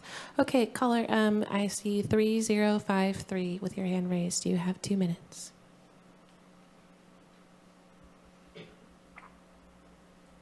Hello, Thomas Mulder here. I just want to confirm you can hear me there in the chambers. I can hear you. Okay, so a couple of things here. First off, if you do choose to deny this permit, I would double check with county council that each one of you commissioners could be held liable if that tree comes down and kills someone, maims public or property. Not a threat, just I would be very cautious if I was sitting in that seat, because I know when I sat on a school board, we could be held personally liable for things. I don't know if that's the same with commission, if we make decisions. I'm really bummed out to hear such slanderous statements. I'm really concerned for the county's financial position, that they could get wrapped up in a lawsuit because they've continued to allow slanderous statements to be said, and it's both here and the Board of Supervisors. So it's unfortunate to claim collusion and all that stuff about CAL FIRE. It's really, really unfortunate. I believe in private property rights. I believe that if someone has the right to file for a hazard and cut a tree, like, that should happen if that's deemed fit. Everyone else also, this thing was openly on the market for sale. So as someone that knows lots of people that have gone through the process of like, hey, I don't want that place to go out on the market, so they buy it up. So everyone has the opportunity to it. I mean, I see lots of people on both sides. I respect everyone here. One thing that staff failed to present is the only reason we're here today is because the sign ordinance was violated. There was large signs placed up to drive a crowd there to stop the felling of that tree. So I apologize, staff, but I feel that was missed. That's my perception on the way I see it. I know you have a tough decision, but number one, I'd make sure you aren't personally held liable, and please try to clean it up. I know it's really challenging when people Thank you, continue to talk over the Thomas. microphone. Thank you. Okay, I'm not seeing any other hands raised online or calling in, so we are going to go ahead and take this back to the applicant. You have 5 minutes to address the commission, and then please stay at the podium as we may have some questions for you.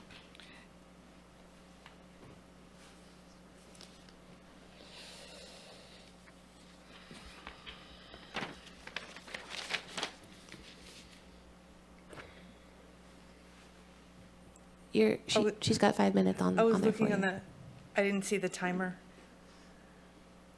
Oh, there we go.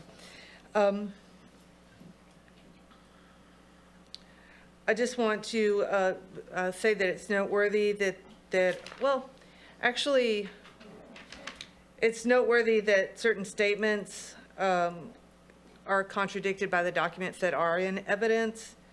And I want to kind of address some of these public statements. So there was a lot of them dropped all at the same time. So I'm not going to go through all of them. I mean, a lot of them were the same, or it was like 100 of them that were the same. These are a few. This is one of the exhibit by Roy Williams. He accused my client of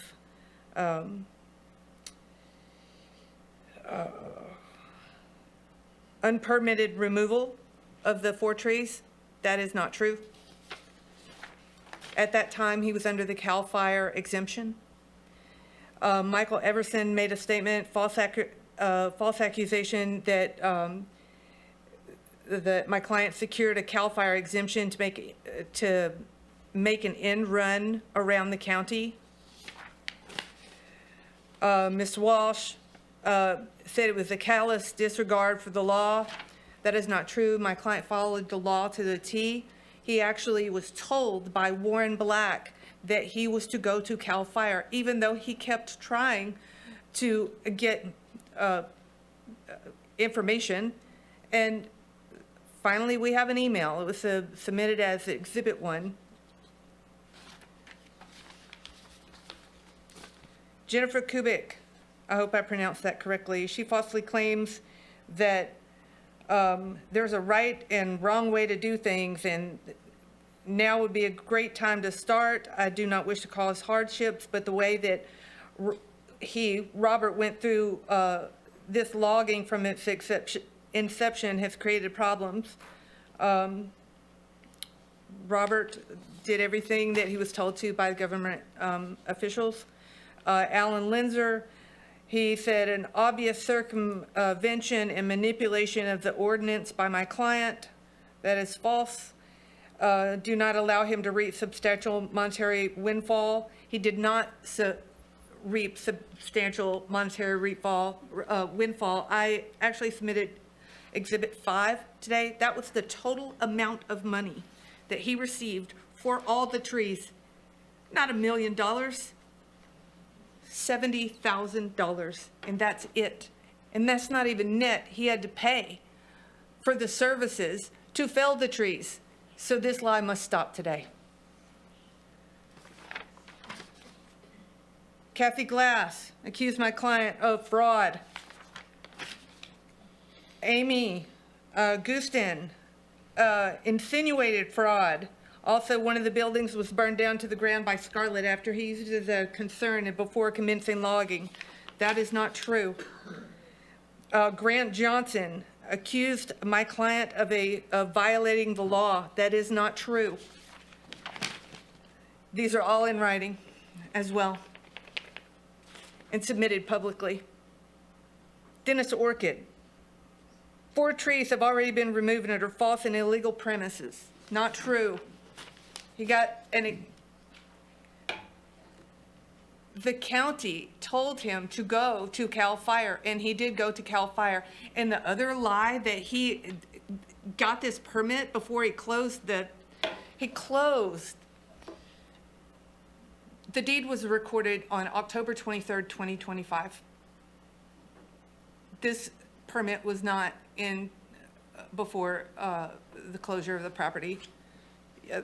I think it's exhibit, well, it's not necessarily exhibit you had written in there that is just on the record. You have a copy of the deed. Rune Fang Jean, I think that is how it's pronounced, accused my client of serious crime. False. Tom Wheeler. He said that the cut wouldn't have happened, and the cut was used, a cut made by the client to, facilitate the justification for cutting down the tree. My client was cutting down the tree because he was under the exemption, which the county told my client to go and get.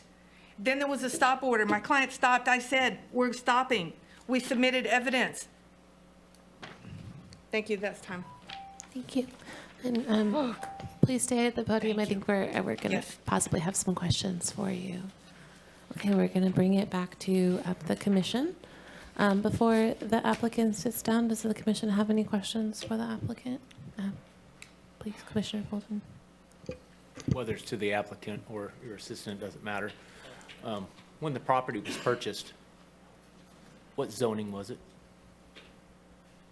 Could you clarify the question? What was the zoning of the property when you purchased it? I'm unsure to this question. Was it ag exclusive, ag property? Was it timber production zone? What was the zoning on the property when you purchased it? Residential. Residential? Nothing, no other acronym before that, just residential? Not to my aware. Yeah, and I would have to look at the deed. So I have the deed.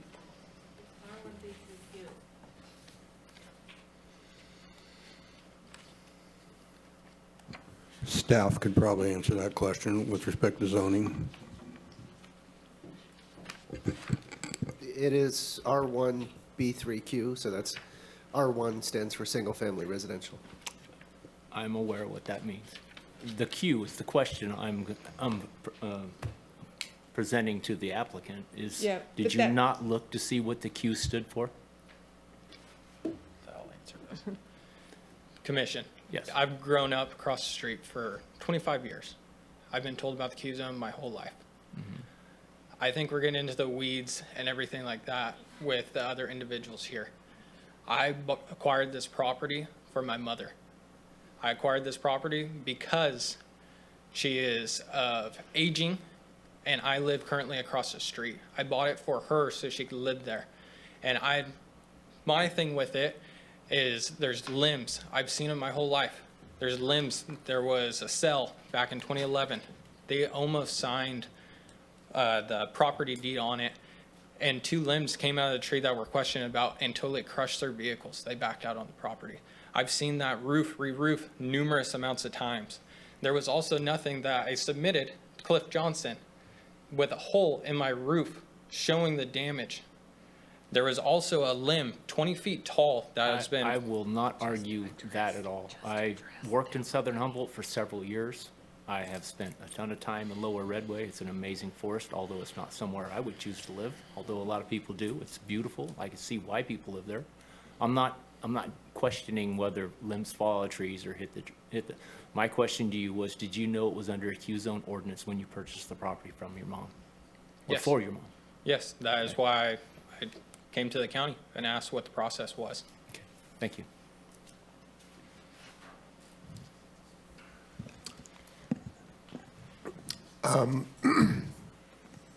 I acknowledge your point that certain things that are said tonight seem to exaggerate the facts.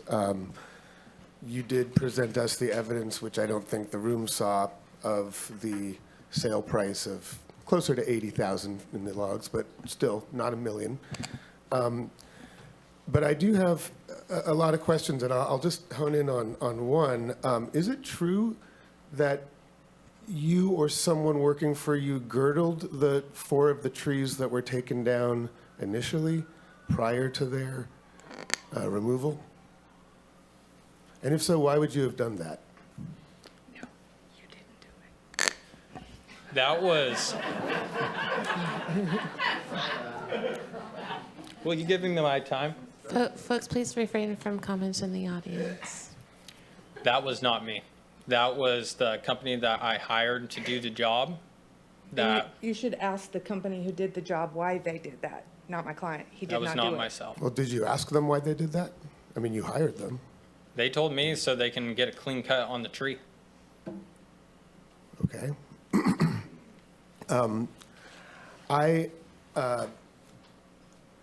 I've spent a lot of time down there as well.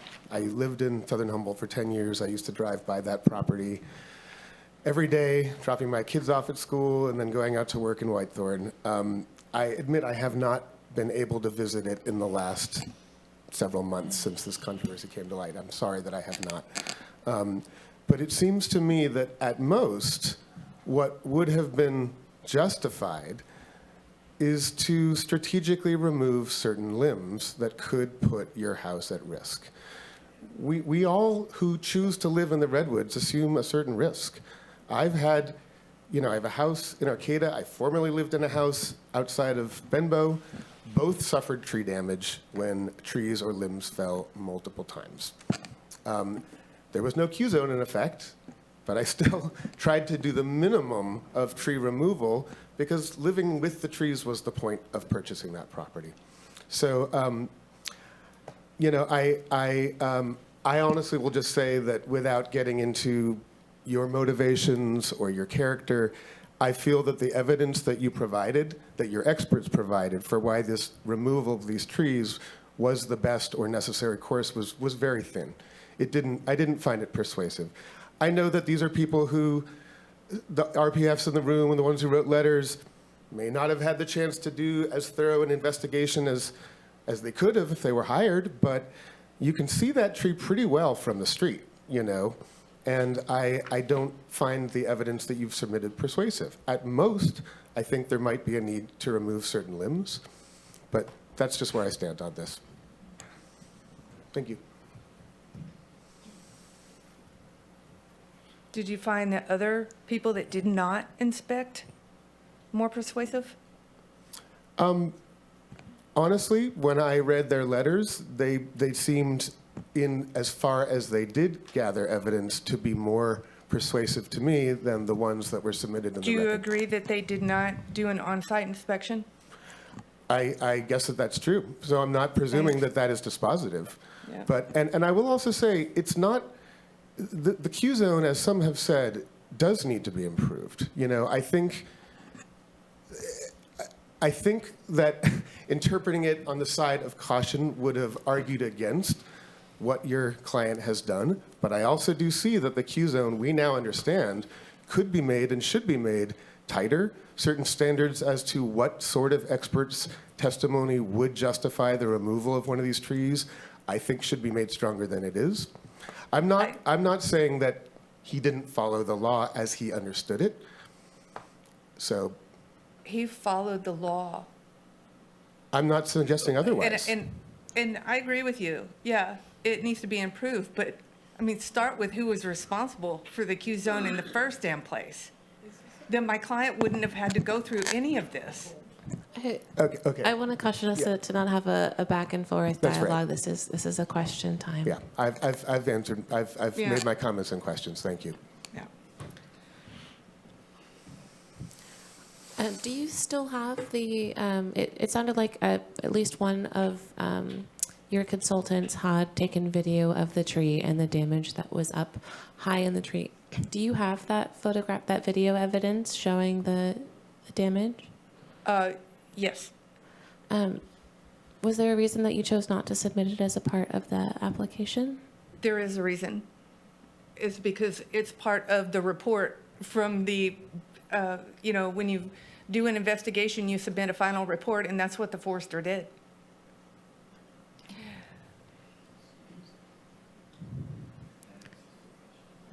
We do not have that video. Did you, were you led to believe by the consultant that they had submitted the video, or you chose not to submit the video? I just got it. Yes, I was led to believe that the forester did submit the video. That was part of the process, and we submitted it to the county under their stop work order, and they lifted it.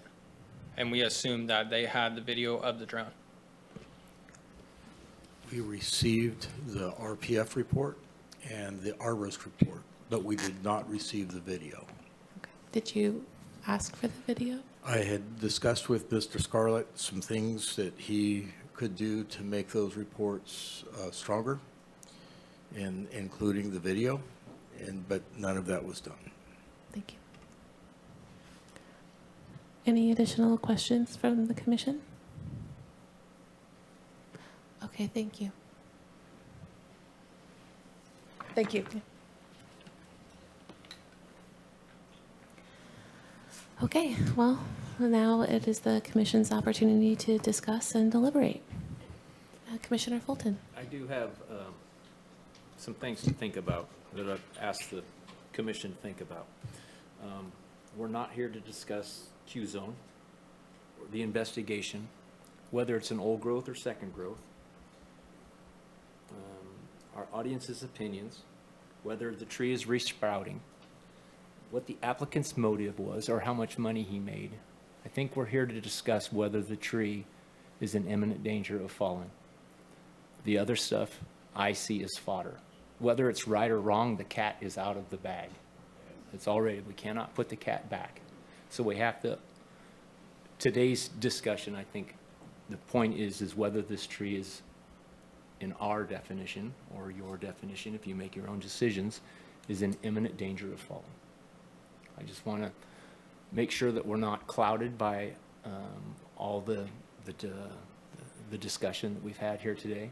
The discussion is whether he's asking for a permit because the tree is in imminent danger of falling. Whether He created the damage.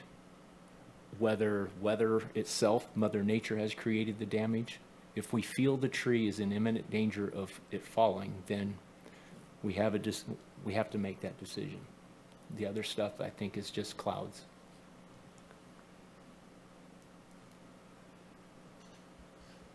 That's all I have.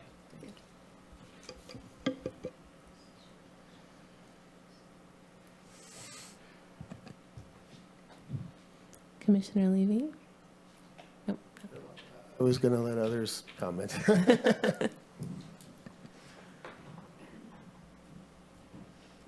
Yeah, I would largely agree, although I do think we are talking about the Q zone in some ways, but that we're not here to approve or deny the Q zone. I agree, we're focusing on imminent threat, we're focusing on health, safety, and welfare.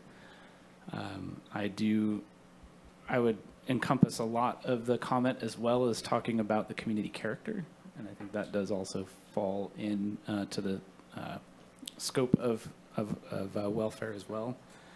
I think it's pretty clear to me. It was clear to me before tonight, reading through all the evidence here, that I also was not convinced that there's sufficient evidence to justify that there's an imminent threat. I don't see that. I think the fact that the community came together and pulled additional opinions from registered professional foresters was very persuasive to me. And the order of operations of things that have happened, I do find very concerning. And while I was reviewing this evidence, I had that same conclusion of precedent and the potential risk of having future property owners potentially do things in the wrong order. I don't see the applicant as necessarily at fault per se. I think they did attempt to follow processes correctly. And I think there's a whole history here, including the staff report brought up the logging site in the Eureka area, the PG&E property. And so there's a number of incidents or events that all kind of have come together here, I think, at this particular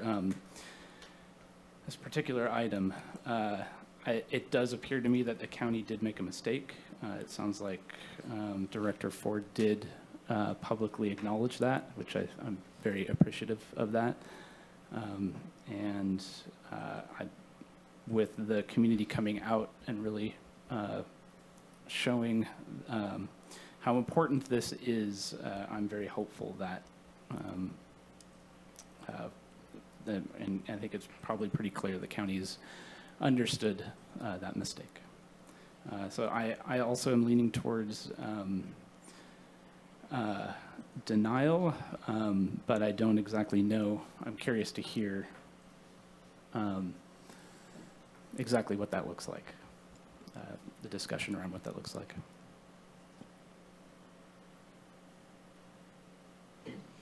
Commissioner McFarland. I think since it's so quiet, I'm just going to come right out of the gate and get something on the table. So first, I want to thank the community for showing up. I think it's a real testament to your dedication and your love of the area, but also the power of the public process. And I also really appreciate some of the personal stories that were told with the establishment of the Q zone. On the same note, I think the entire commission wants to thank county staff for dealing with this. This is a very difficult staff report, very complicated.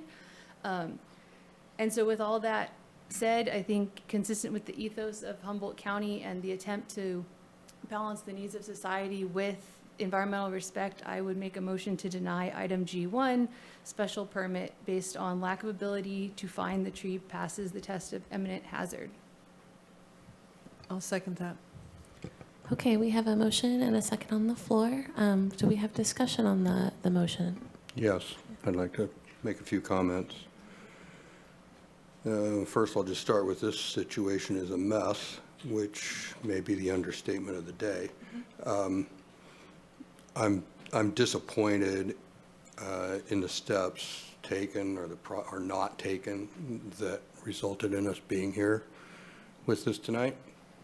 But I recognize also, and I did have the opportunity to go out there, and people that choose to live in the area, do so understanding the risk of trees or limbs falling, and they weigh that risk against the benefits of living amongst an old-growth redwood forest. I totally get that. It's an awesome area. And I don't see that as any different that people that choose to have a house by the beach in a tsunami zone or next to the river in a flood zone. So, each of us weighs that risk with opportunities and benefits that come from living in those areas. So we're talking about degrees of risk and who participates in that risk, and that's where I'm starting to be troubled. So initially it's the homeowners that choose to live there participating in that risk. But once they bring on an expert, the expert's participating in that risk and making a decision. And we have a couple of experts that have opined that there's a risk, and the applicant's experts. We have some that said maybe there's not a risk, but those experts aren't under contract, and they're not liable for their statements that they're making here. So now that risk is going to shift to us, to the county. If we decide the tree stays, who's at risk? If a limb falls on the applicant's property or on the applicant's mother. So for those reasons, without other information, I'm not prepared to put the county in that position. So that puts me in a really difficult position with respect to this tree. I do think regardless of whatever decision we do make tonight, we need to do a better job with the Q zone. And a lot of people commented, and that Q zone needs to come back here, and I'm going to request that staff bring the Q zone back to us for review. And I have a lot of suggestions that I would make at that time for modification or improvement of that Q zone ordinance to protect the trees and the residents of the neighborhood. So I will definitely commit to that, regardless of the outcome here. There is a report that needs to go back to the board that was held up because of this application and the likelihood that it will be in front of the board, and it would have been a really bad process to have that discussion prior to hearing this. So that's why that report hasn't happened yet. It is forthcoming. It's definitely on track to come, and I'm sure this will be back in front of the Planning Commission very soon. Okay. So I would ask, is there a possibility for, and I'll ask you through the chair to Director Ford, is there a possibility for us to get another opinion from an independent third party on the condition of this tree? Or are we obligated to follow the process that we have in front of us right now? So if you're not comfortable with the information before you, you have the ability to continue this and ask for additional information, to ask for information from an independent third party. Okay. So absent that information, I'm going to have to vote no on the motion on the table. I would be amenable to amending the motion to include the ability to limb the tree based on information from a third party. Does a second also? What are you trying to change it to? Based on Commissioner Scavdall's concerns about a limb falling on the property, so the motion. That's not just my concern. My concern is that my concern is that we're taking on a degree of. My concern is that we have in front of us a staff report and arborist report and forester reports that say the tree's a danger. Those are the facts that I have in front of me. And I don't have any other evidence to contradict that. Other than, I know we have public testimony, but I don't have, that's not going to be evidence that I think I can use in making my decision. Director Ford, I see that you might want to add something. Well, I do want to say limbing is permitted. So that, I mean, the commission doesn't need to do anything to allow that, other than to maybe admonish that happened. I do want to say, and this is not intended to be argumentative at all, Commissioner Skevall, is that there have been a number of other, or at least two other foresters reports, several arborist reports that do take issue with two reports that have been submitted. And so I don't want that to be glossed over. It really is important to weigh whether or not you place value on those in relationship to what's been submitted by the applicant. I understand. In my experience as a consultant, if you're not under contract, okay, and you have professional liability insurance, and you have a responsibility, it's one thing to make render an opinion, whether or not that, we can hold those in the room that are making those statements accountable for their statements.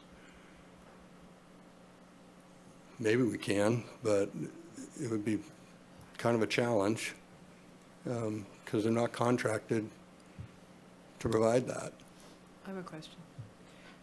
So if the circumstances change and the evidence becomes more compelling that the tree is, going to risk the safety of life and property, can they not come back and re-request? It's not just one and done? They can always request, yes. So if there is more compelling evidence, because I don't feel that the evidence tonight was that compelling. I think there was two sides. I don't know who's under contract and who's not under contract, but I didn't feel that it was that compelling. I had a hard time believing that 5 trees on one piece of property would all be, threatening life and safety all at once. That doesn't typically happen. So that made me suspicious in the very beginning about any reports that the trees were unsafe.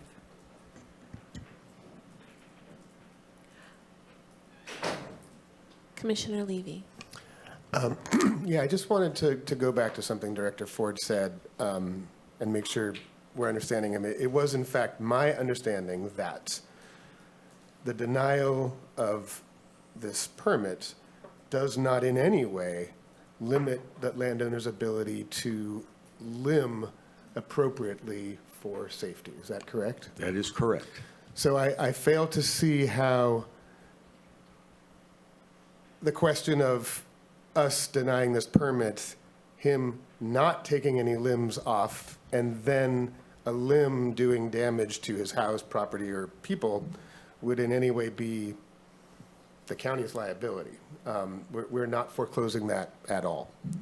I'm just saying that I am not convinced by the evidence before me that the proper response to whatever hazard there may be is the removal of the entire tree. Setting aside everything that happened before, I'm not convinced. So in that sense, I would be willing to support the motion with the understanding that it does not foreclose limbing, selective limbing for safety or other reasons.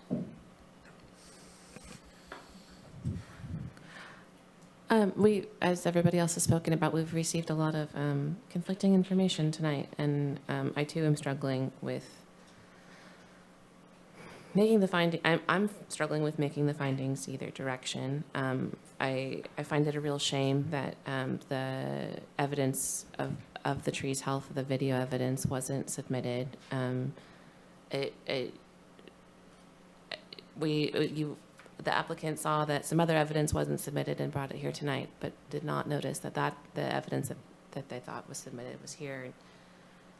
I'm not going to ascribe anybody's motivations in either side of this issue. But for me, I'm having a hard time finding enough evidence to do an approval of this permit. And so I'm interested in either finding a path forward that asks for more evidence, or barring that, denying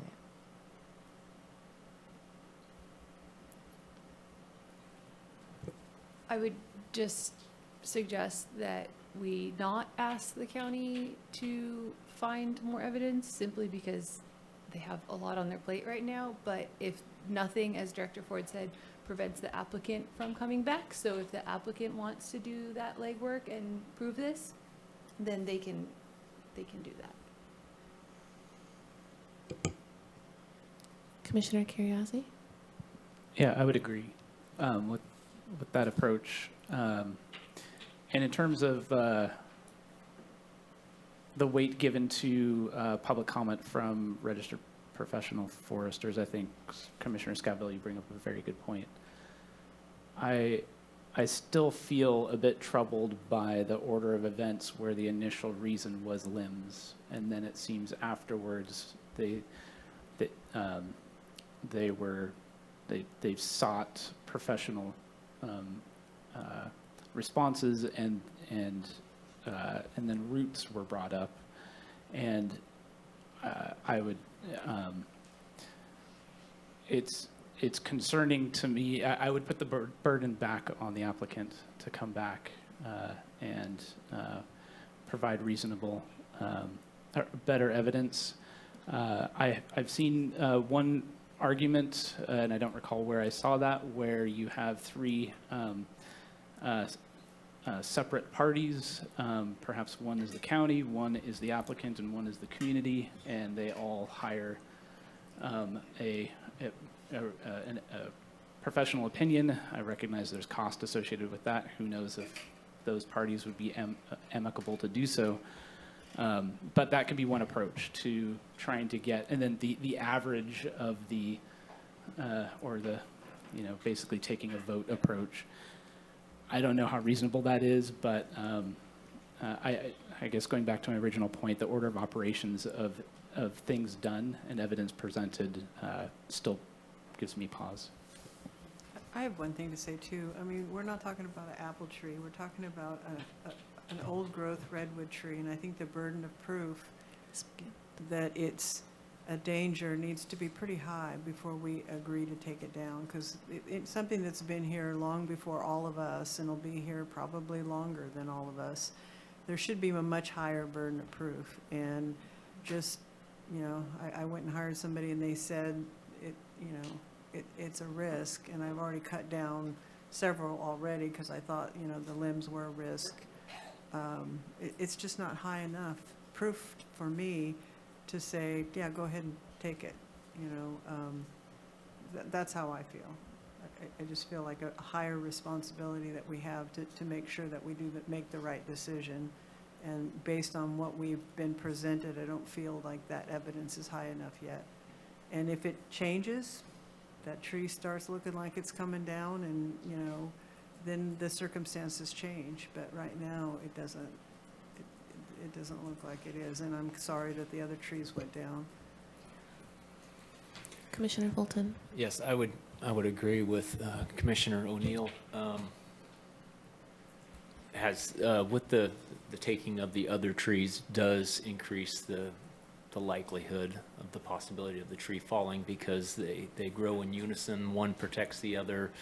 Is the top of the tree now a bigger windsock and more subject to wind? Yes, but all these things that have been done can be mitigated by maintenancing the tree that's still standing.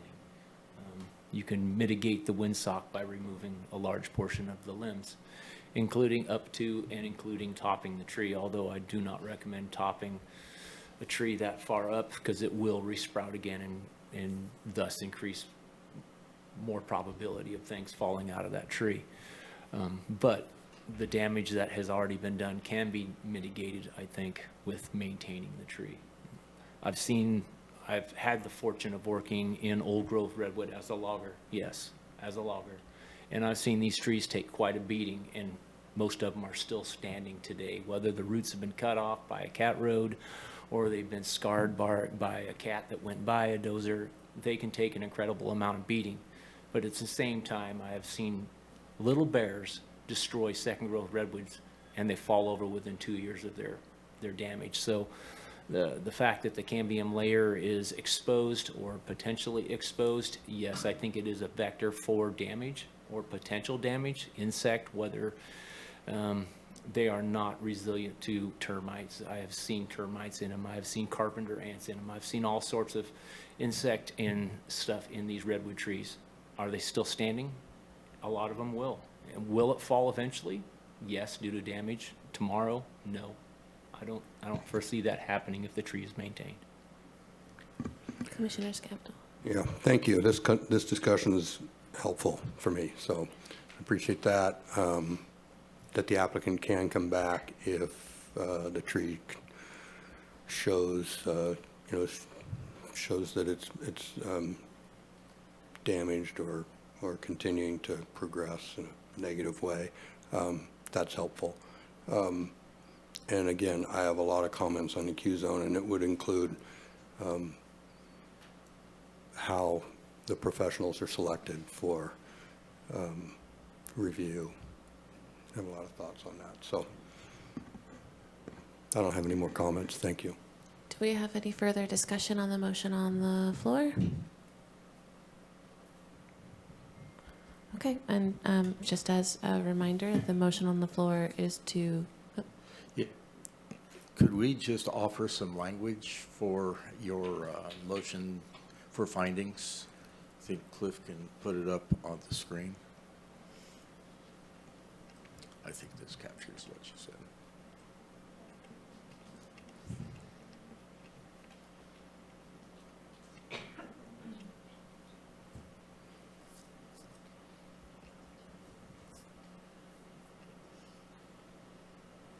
So excuse me, the finding would be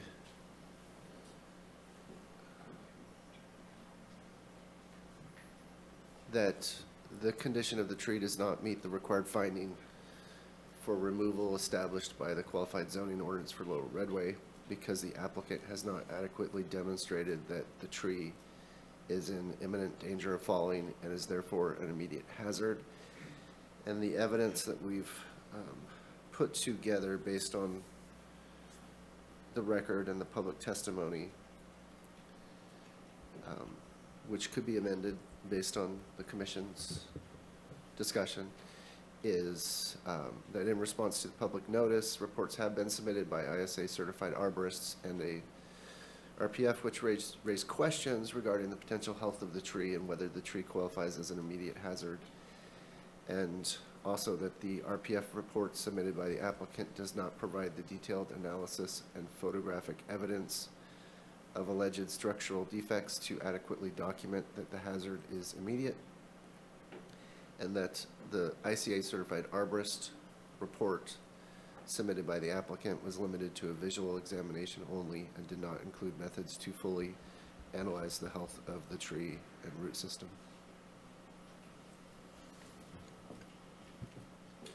Thank you. That's To read all that? No, Okay. if that's okay with you, that would be the resolution.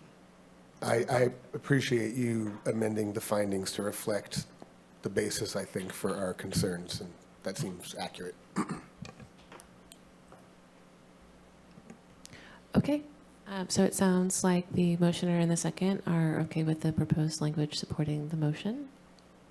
And so we will go ahead and call a roll call vote.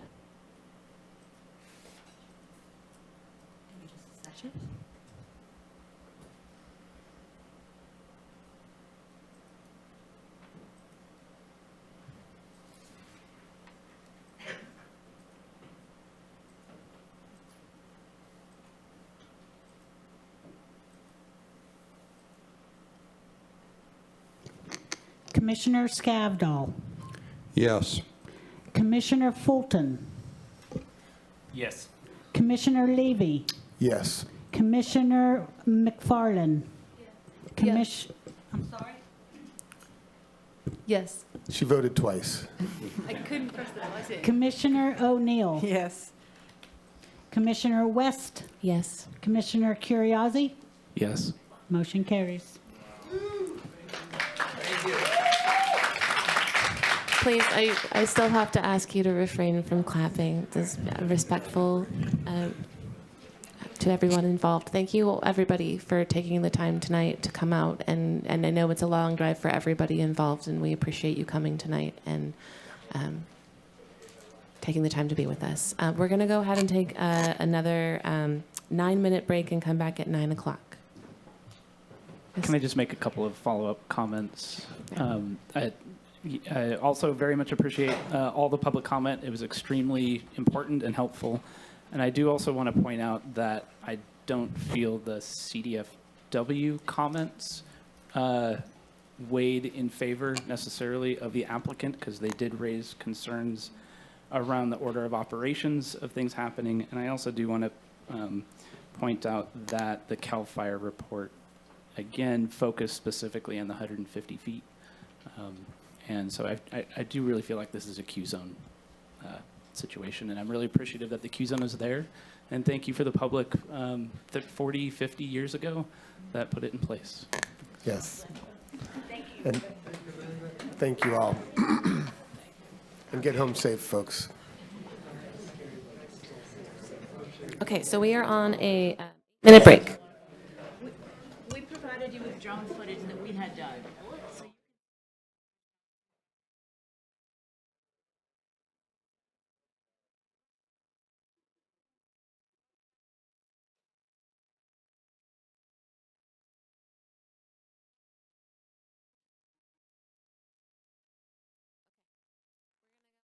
And come back from break again now that it's 9 o'clock. And finish with the little bit that we have left. Okay, so this brings us to item H, report from planner. Thank you, Chair.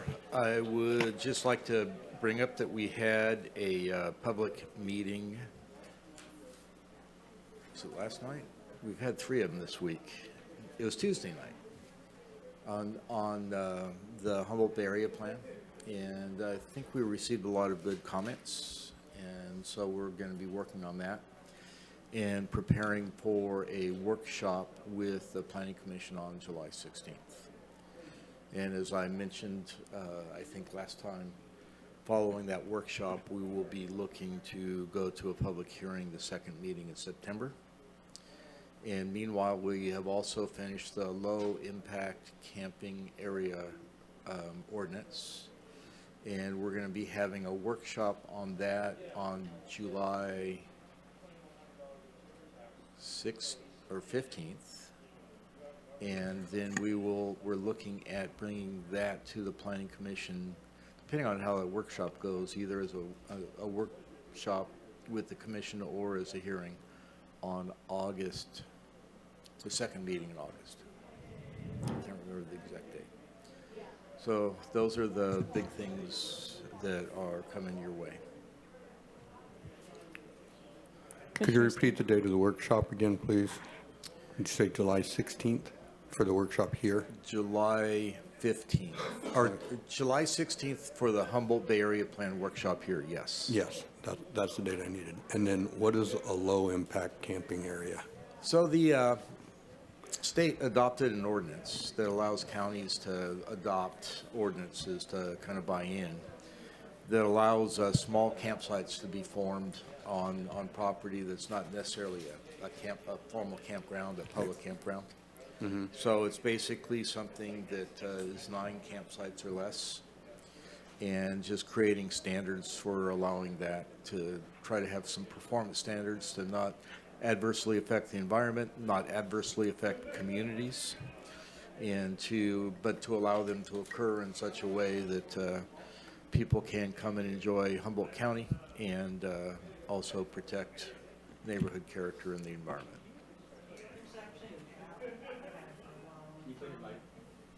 That you could go to like maybe the golf course and they'll let you park in the parking lot, or you could go to different places and communities where they let 1 or 2 or 3 people Yep. stay overnight.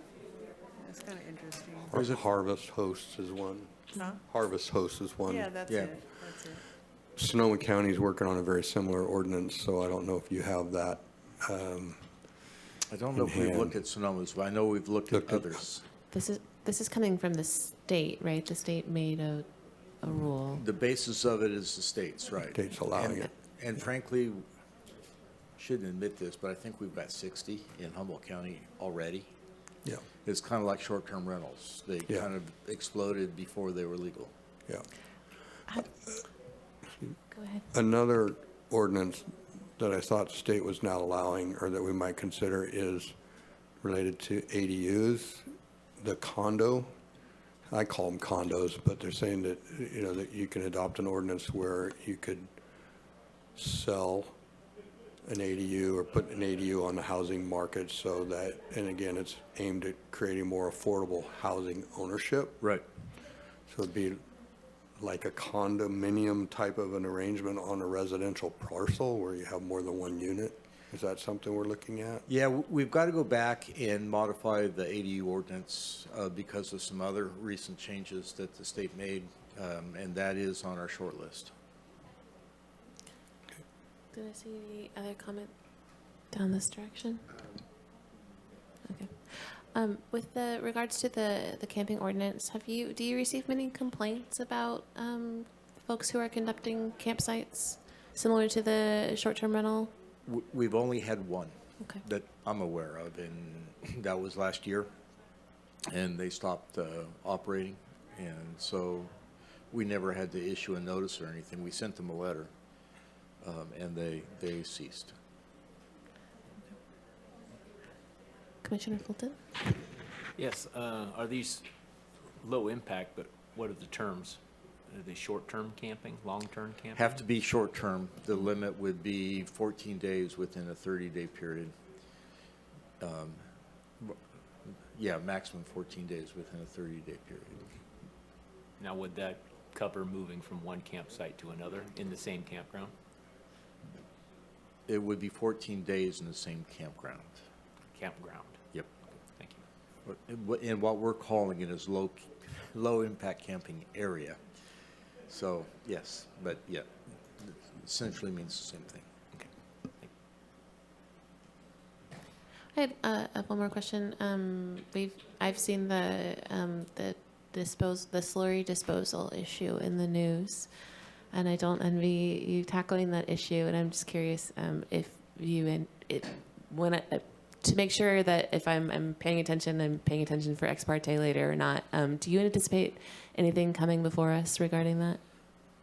That's just a violation. There's no permit to be had from the county on that, other than there is a lot of bentonite in a sub channel that leads directly into Redwood Creek. CDFW put a probe into the bottom of a pond, and there was like 2 feet of bentonite in the bottom of the pond. So we absolutely want to get that cleaned up before the wet weather. Fortunately, the prime contractor got rid of the contractor that was disposing of the waste like that, and they actually put their environmental firm in contact with us like 2 days, maybe a day after we'd sent them a letter saying that, hey, we think this is a violation. And so they immediately started cleaning it up, and then the regional board just gave them a notice order to respond to that. So I think I'm feeling pretty confident that will get cleaned up this year. It was really, really bad. And actually had a call today with the State Department of Technology and Caltrans to really talk about where the process failed, and it didn't fail on our end. And it really is about making sure that people who would do bad things are held accountable. I don't know how else to put that. I mean, why somebody would think dumping bentonite onto open ground is a good idea, I just don't know. Commissioner Bolton? You said you were hoping to get it cleaned up this year. Yes. What, is there like red tape holding it up No, to keep no. it from happening? No, Because if we don't get it done this year, it's just washing it It downstream. has to be done this year. Yeah, Let okay. me rephrase my. That's what I was my hoping to statement, hear. yeah. Thank you. Yes. Different topic. I've noticed we've had a lot of comment letters about the Miranda's issue, and I was just wondering, obviously it's not an agenda item, so we can't really address it, but could we ask, I don't know if this is appropriate, but could we ask staff or the county to, once the sheriff's report is done, make it an agenda item, or kind of what is our path forward since we keep getting public comments?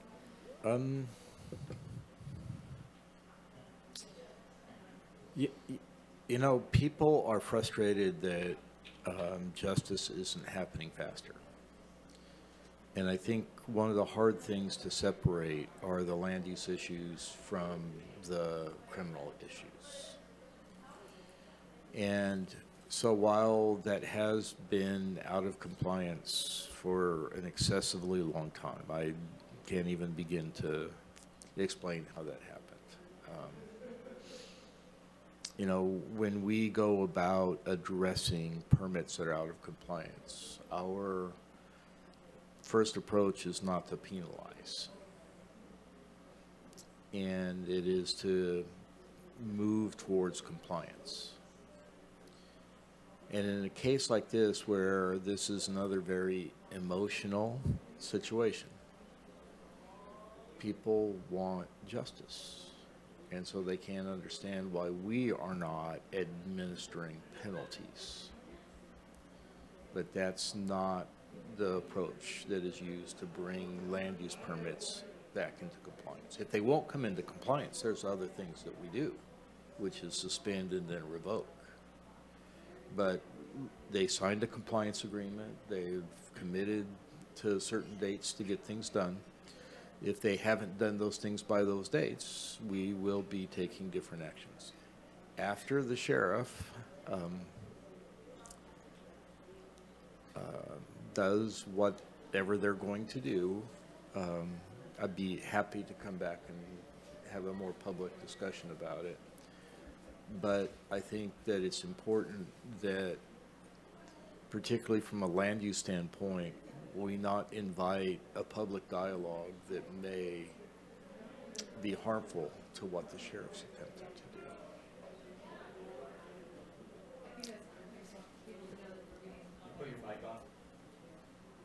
I think that's completely fair. I just want people to know that we are reading the comments and, when it comes, we'll address it. And it's hard to take that stand and sit in that stand, too. I'll say that. We've received some really heartbreaking testimony, and I understand your explanation, and particularly it would be, you have to use the same practices with every applicant and every process, and to do otherwise wouldn't be fair, but it's a hard one. Yeah, and I've talked to people that really would rather have the county administer penalties coming right out of the gate. But I don't think that's the desire of the county overall. And I'll just say that has never been the practice anywhere that I've worked. It's always compliance first. So we've drifted into Planning Commission discussion items, but do we have other Planning Commission discussion items? I think I heard Commissioner Scavdall mention he had a Planning Commission discussion item for the Q zone, but that got resolved. It sounded like it's going to the supervisors. No. My comment stands. I think we need to review the Q zone, but I think it's you have a report going to the supervisors, which I anticipate they will direct us to make modifications to the Q zone. Because I mean, the one thing that you brought up is clearly one of those things that is really hard. I mean, how do you appropriately choose a professional, and then how do you appropriately peer review a professional? Yep. So are you talking about just this Q zone or all Q zones, when you're saying we need to revisit Q zone? Well, it's primarily this Q zone because of the relationships of the trees. There's not, I don't know of any other Q zones. We have other Q zones, right? Well, we have Q zones, but they're not all the same. But they all have issues. I mean, it could be water, it could be trees. I mean, so I just wondered if, when he brought up the Q zone and visiting it, was it just this Q zone? Or are we talking about in general Q zones? Well, let me refine it. The report I owe the board is about this Q zone. And I think what the board may do, and it's probably with good reason, is to look at other areas where we may want to protect old growth redwoods that are outside of TPZ. I don't know if it'd be appropriate. I have a list of comments that I would happy to share with you about the Q zone. Sure. I think there needs to be some sort of acknowledgement of Q zone restrictions on title. When you buy a house in a flood zone, you have to acknowledge you're buying a house in a flood zone. So, is that not the case? I don't know. Well, there's a Q in zoning, yeah, but I don't know if you actually acknowledge that when you're buying a piece of property in a Q zone. And I don't know how to do that. It should probably be a more specific notification, that rather than having something that's really esoteric about Q zone, it really has to do with there are regulations involving trees on the property. Yes, somehow they need to know that when they're buying these properties. We talked about how forester arborists is selected.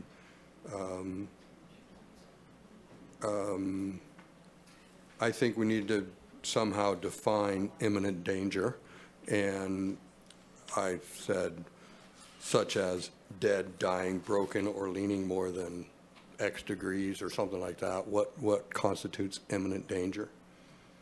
I think there needs to be some process for mitigating or improving tree health and safety, like limbing or pruning or topping or bracing or things like that before we get to imminent danger. I think there has to be some prohibition on property owners damaging trees by other construction or building a driveway and cutting roots or whatever they're doing. And I think everybody in the Q zone needs to be notified prior to when somebody's applying for a special permit to remove a tree.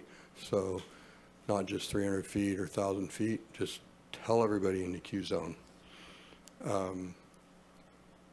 Those are just the ones that I jotted down. There were more that might have come up tonight if I give it some more thought. But and I don't know how we can have a limitation on liability for the county related to people that choose to live in the Q zone, but it seems like there should be in some way, but I don't know how to do that. So leave that to you to think about, but at least acknowledge that when you choose to live there, that there is a risk associated with it, just like you acknowledge, you know, if you, again, buy a house in a tsunami zone or a flood zone. And so just some acknowledgement that people can't come point the finger later on and say, you didn't tell me that a tree might fall through my house, when in fact you chose to live under a tree. So those are my thoughts. You might have a problem They that take way. pictures and say, oh, there's a tree too close to your house. Well, I happen to live in a fire hazard area and I can't get insurance. I do too. Yeah. Flood, fire, everything. Right. So it's a choice, right? Well, I didn't know I made that choice, but Well, I it found got out made for, quickly. got made for me too, but I want to caution us on too much discussion around the item, just because this isn't a hearing item. thank you.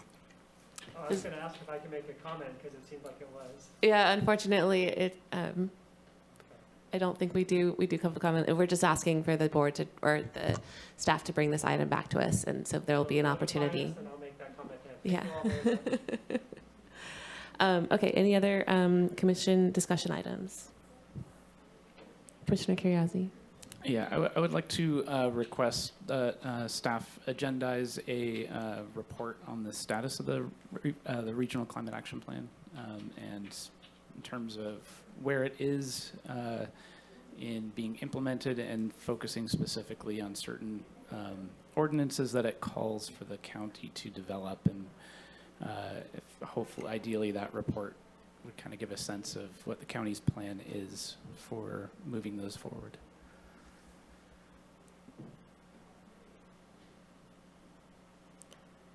Okay.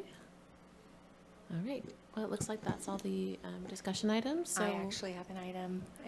Okay. You guys jumped from report from planner, and although I'm not a planner, I am staff. This will be my last planning commission for the year, since we are not doing our first week in July. So I will be taking an extended maternity leave. I do have a colleague that will be coming and standing in for you. His name's Connor Kennedy.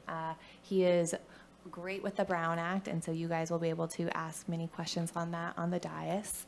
But we, again, I would love to not just caution, but also maybe remind the commission that questions about legal procedure, about county liability, weighing those different things really shouldn't be made at the dais. We are an open line of communication for you guys. So if you have questions as to what county liability may be in certain situations, those questions are best sent directly to us, and we can answer in a way that preserves our attorney-client privilege to everyone, and we don't put the county in a bad spot. And so if you want, you can have Connor's email, and you can have Natalie Duke's email. She does long-range planning. And if you guys can't find those, John certainly has our emails. It would be great to get those emailed to us. Thanks, Destiny, for that reminder. And congratulations, and I'm glad you're going to get to take a nice, longish maternity leave. Well deserved. Yeah, congratulations. We'll miss you, and thank you for bringing your interim counsel to meet us tonight. Welcome. Okay, I think that's everything. So we'll go ahead and adjourn to the second meeting in July, on July 16th, 2026, 6 o'clock in these chambers. Can I say something real quick? Oh, sure. You did a tremendous job today with a very difficult hearing. Yeah, you really did. Hear, hear, Sarah. We're still open, including keeping track of conversations here and